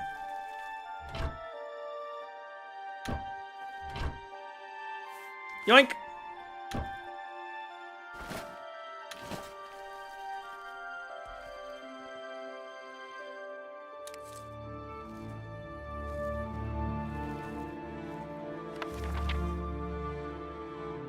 Alessia Otis's Guide to Bruma. Father Talos, protect us all. My name is Alessia Otis, and I'd like to tell you all about Bruma. Bruma is understood to be a Nibonese county, but in truth it is more north than Nibonese, on account of its close proximity to the Skyrim border, and on account of the terrible cold and discomfort of its location high in the Jural Mountains. Bruma is always cold and covered with snow, with braziers kept burning in every quarter to prevent the citizens from freezing to death. Everything is built in wood, since trees are so plentiful in the forests of the Jurals. And even rich men live here in dark, dirty wooden huts. It is little wonder that Nords are such drunken heathen savages, for life is impossible in such a climate.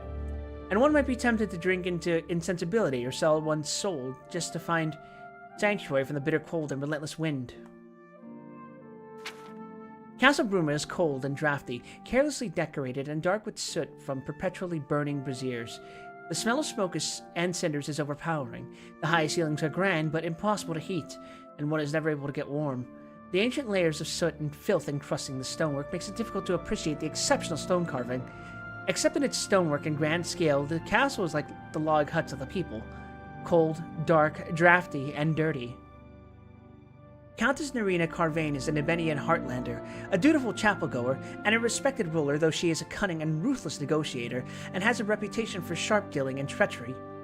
Administration of the county is efficient and well-ordered, and a well-trained and aggressive town watch under the command of a hard-nosed Nord captain ensures that thieves and beggars are not very troublesome, though Nords are famous for drunkenness and rioting. Access to the castle is through a gate west from the town in a courtyard. The shops, inns, and guilds are located in the north, either on the western terrace near the castle gate, or below the terrace north of the chapel. The chapel is the central feature of southern Bruma, with houses ranged along the inside of the walls along the east and south. The streets are cramped and barren, and few trees and plants can survive the cold, but the town is compact and quickly explored. Bruma's Nebenian citizens faithfully observe chapel Sundus rituals, but the lower classes are unregenerate followers of the heathen Nord gods, and they keep to their own secret superstitions and uncivilized practices.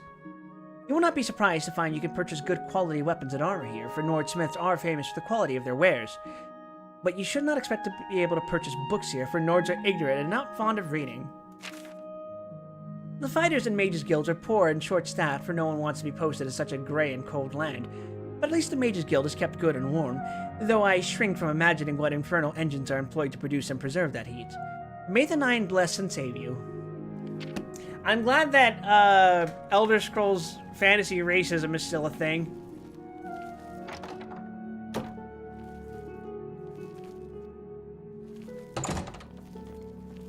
Hey.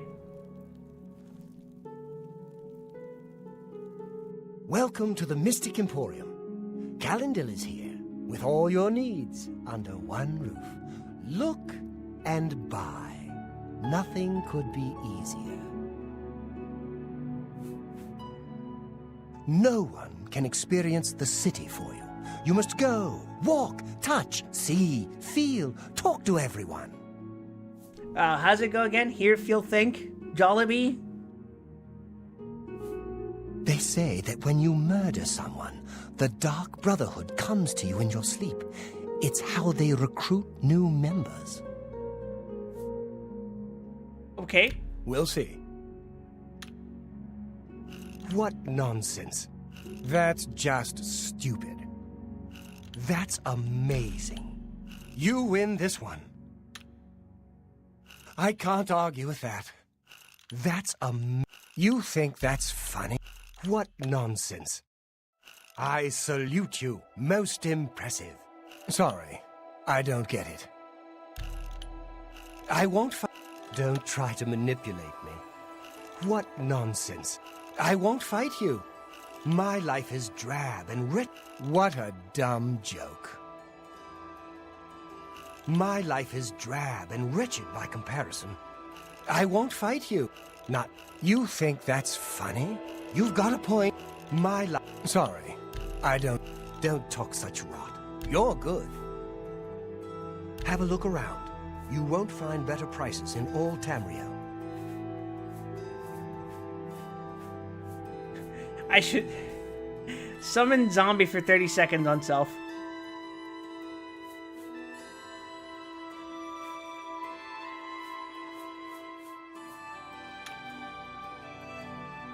What can I interest you in?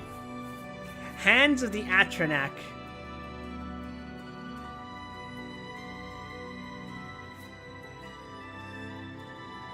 What the fuck is that price?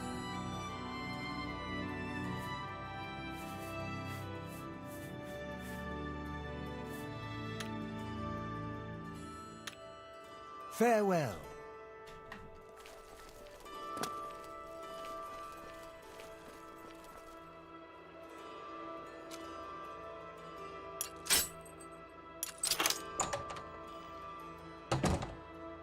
The fact that you can cast spells and punch at the same time and not equip it, that's awesome.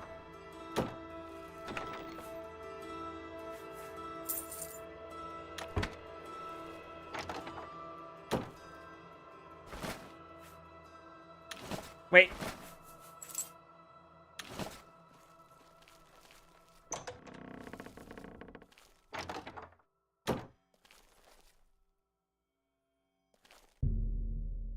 I can't sleep while trip out.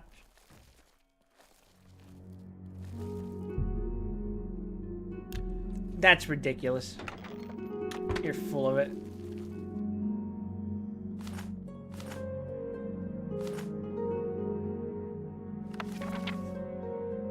The Ruins of Kemelze by Rollard Nordsen. With the acclamations of the Fellows of the Imperial Society still ringing in my ears, I decided to return to Morrowind immediately. It was not without some regret that I bade farewell to the flesh pots of the Imperial City. But I knew that the wonders I had brought back from Raled Makai had only scratched the surface of the Dwemer ruins in Morrowind. Even more spectacular treasures were out there. I felt just waiting to be found, and I was eager to be off. I also had before me the salutary example of poor Bannerman, who was still dining out on his single expedition to Black Marsh 20 years ago. That would never be me, I vowed. With my letter from the Empress in hand, this time I would have the full cooperation of the Imperial authorities. No more need to worry about attacks from superstitious locals. Well, where should I look next? The ruins of Kemelze were the obvious choice. Unlike Raled Makai, getting to the ruins would not be a problem. Also known as the Cliff City, Kemelze lies on the mainland side of the Vardenfell Rift, sprawling down the sheer coastal cliff. Travelers from the east coast of Vardenfell often visit the site by boat, and it can also be reached overland from the nearby villages without undue hardship. Once my expedition had assembled in Seyda-Neen, with the usual tedious complications involved in operating in this half-civilized land, we set out for the village of Merog near the ruins, where we hoped to hire a party of diggers. My interpreter, Twen Panai, an unusually jolly fellow for a dark elf who I had hired in Seyda-Neen at the recommendation of the local garrison commander, assured me that the local villagers would be very familiar with Kemelze, having looted the site for generations. Incidentally, Tenpenny, as we soon came to call him to his constant amusement, proved invaluable, and I would recommend him without hesitation to any of my colleagues who were planning similar expeditions to the wilds of Morrowind. At Merog, we ran into our first trouble. The hetman of the village, a reserved, elegant old fellow, seemed willing to cooperate, but the local priest, a representative of the absurd religion they have here, worshipping something called the Tribunal, who they claim actually live in palaces in Morrowind, was fervently against us excavating the ruins. He looked likely to sway the villagers to his side with his talk of religious taboos. But I waved the Empress's letter under his nose and mentioned something about my friend the garrison commander at Seyda-Neen, and he quieted right down. No doubt this was just standard negotiating tactic arranged among the villagers to increase their pay. In any event, once the priest had stalked off muttering to himself, no doubt calling down curses upon the heads of the foreign devils, we soon had a line of villagers eager to sign on to the expedition. While my assistant was working out the mundane details of contracts, supplies, etc., Master Aram and I rode on to the ruins. By land, they can only be reached using narrow paths that wind down the face of the cliff from above. One misstep tends to send one tumbling into the sea, foaming about the jagged rocks below. The city's original entrance to the surface must have been in the part of the city to the northeast, the part that fell into the sea long ago when the eruption of Red Mountain created this mind-bogglingly vast crater. After successfully navigating the treacherous path, we found ourselves in a large chamber, open to the sky on one side, disappearing into the darkness on the other. We stepped forward, our boots crunched on piles of broken metal, as common in dwarven ruins as potsherds in other ancient sites.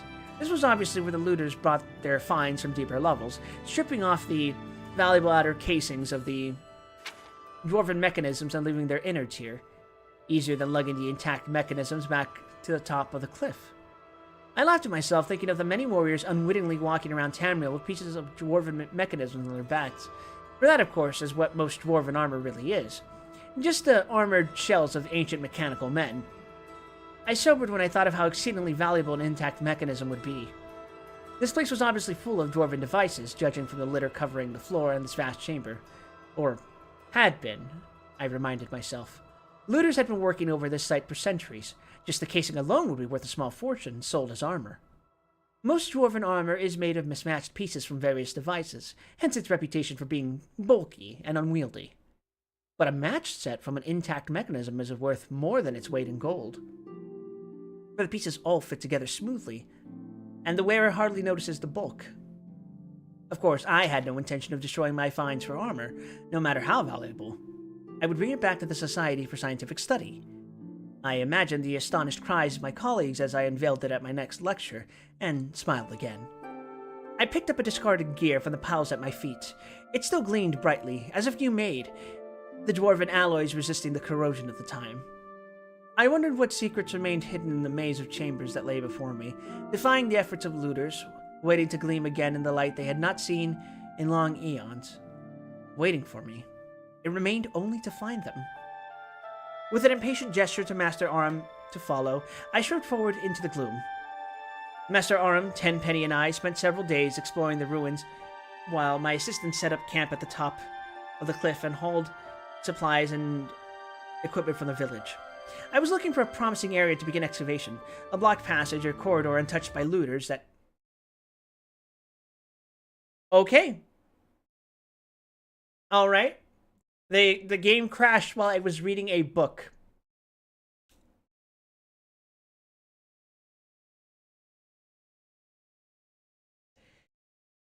Okay. You know what?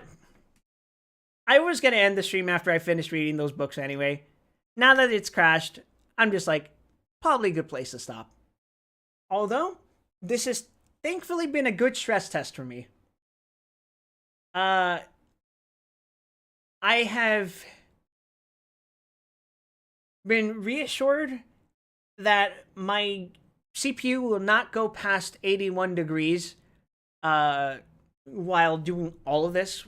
That includes running running Oblivion, running my VTuber software, running the streaming software, and notably, my VTuber software, because of the improvements I made to the GPU and the BIOS settings, I am now in 60 frames per second, so that's really cool. And that should fix the issues that I've been having when I've been streaming Diablo with Gramp. He no longer looks like he's having a dial-up effect every time he talks. So, yeah! I am no longer super concerned about any game I'm going to play because my fans are doing their proper job now of cooling down my PC.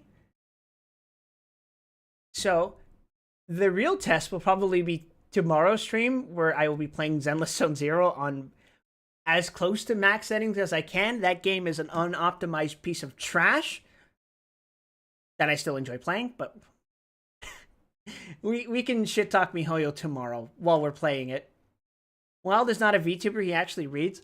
There's some VTubers out there who read. I've shown off my expert reader skill quite well, though. Really, because I keep stumbling on my words and keep mispronouncing them, so it's like,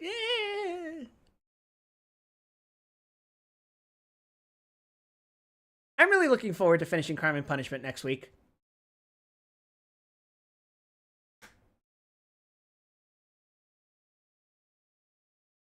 At some point, some of my friends are going to hit me up to play Mech Warrior 5 Clans. I don't know any of the Mech Warrior lore, except apparently Mech Warrior has something to do with Dugram, but that's getting off topic. I'm not sure that you're aware of it yourself. You're your own worst critic, but objectively, you have real potential as a voiceover. It could have fooled me. I mean, shit, I'm not getting any work as a voiceover artist. Can't believe they're making you a clanner.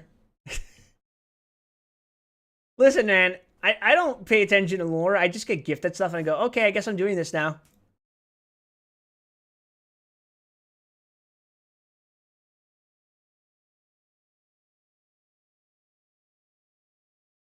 That's just how it is in this bitch of an earth.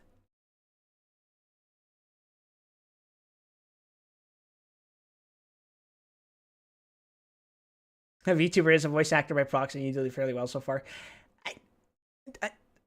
Dude, I am just talking. This is just my voice. This is just how I sound. I play it up a little when I'm reading, like, Crime and Punishment, just so I can distinguish which character is which, you know? And even then, I get kind of mixed up because a lot of these characters are, like, kind of blend in for me. Fish aren't aware of water. I think humans are aware of oxygen, though. I don't know if that metaphor strictly applies, but, you know, whatever. Anyway, I'm gonna raid Atlas. She's playing Deadlock.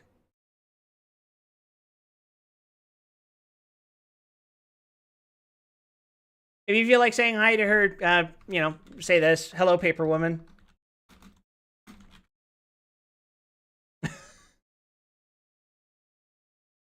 But until then, please take care of yourselves, everyone. Have a pleasant evening, afternoon, morning, whatever time it is, wherever you are, whenever you are. And I'm going to go watch Spider-Man 4. Bye!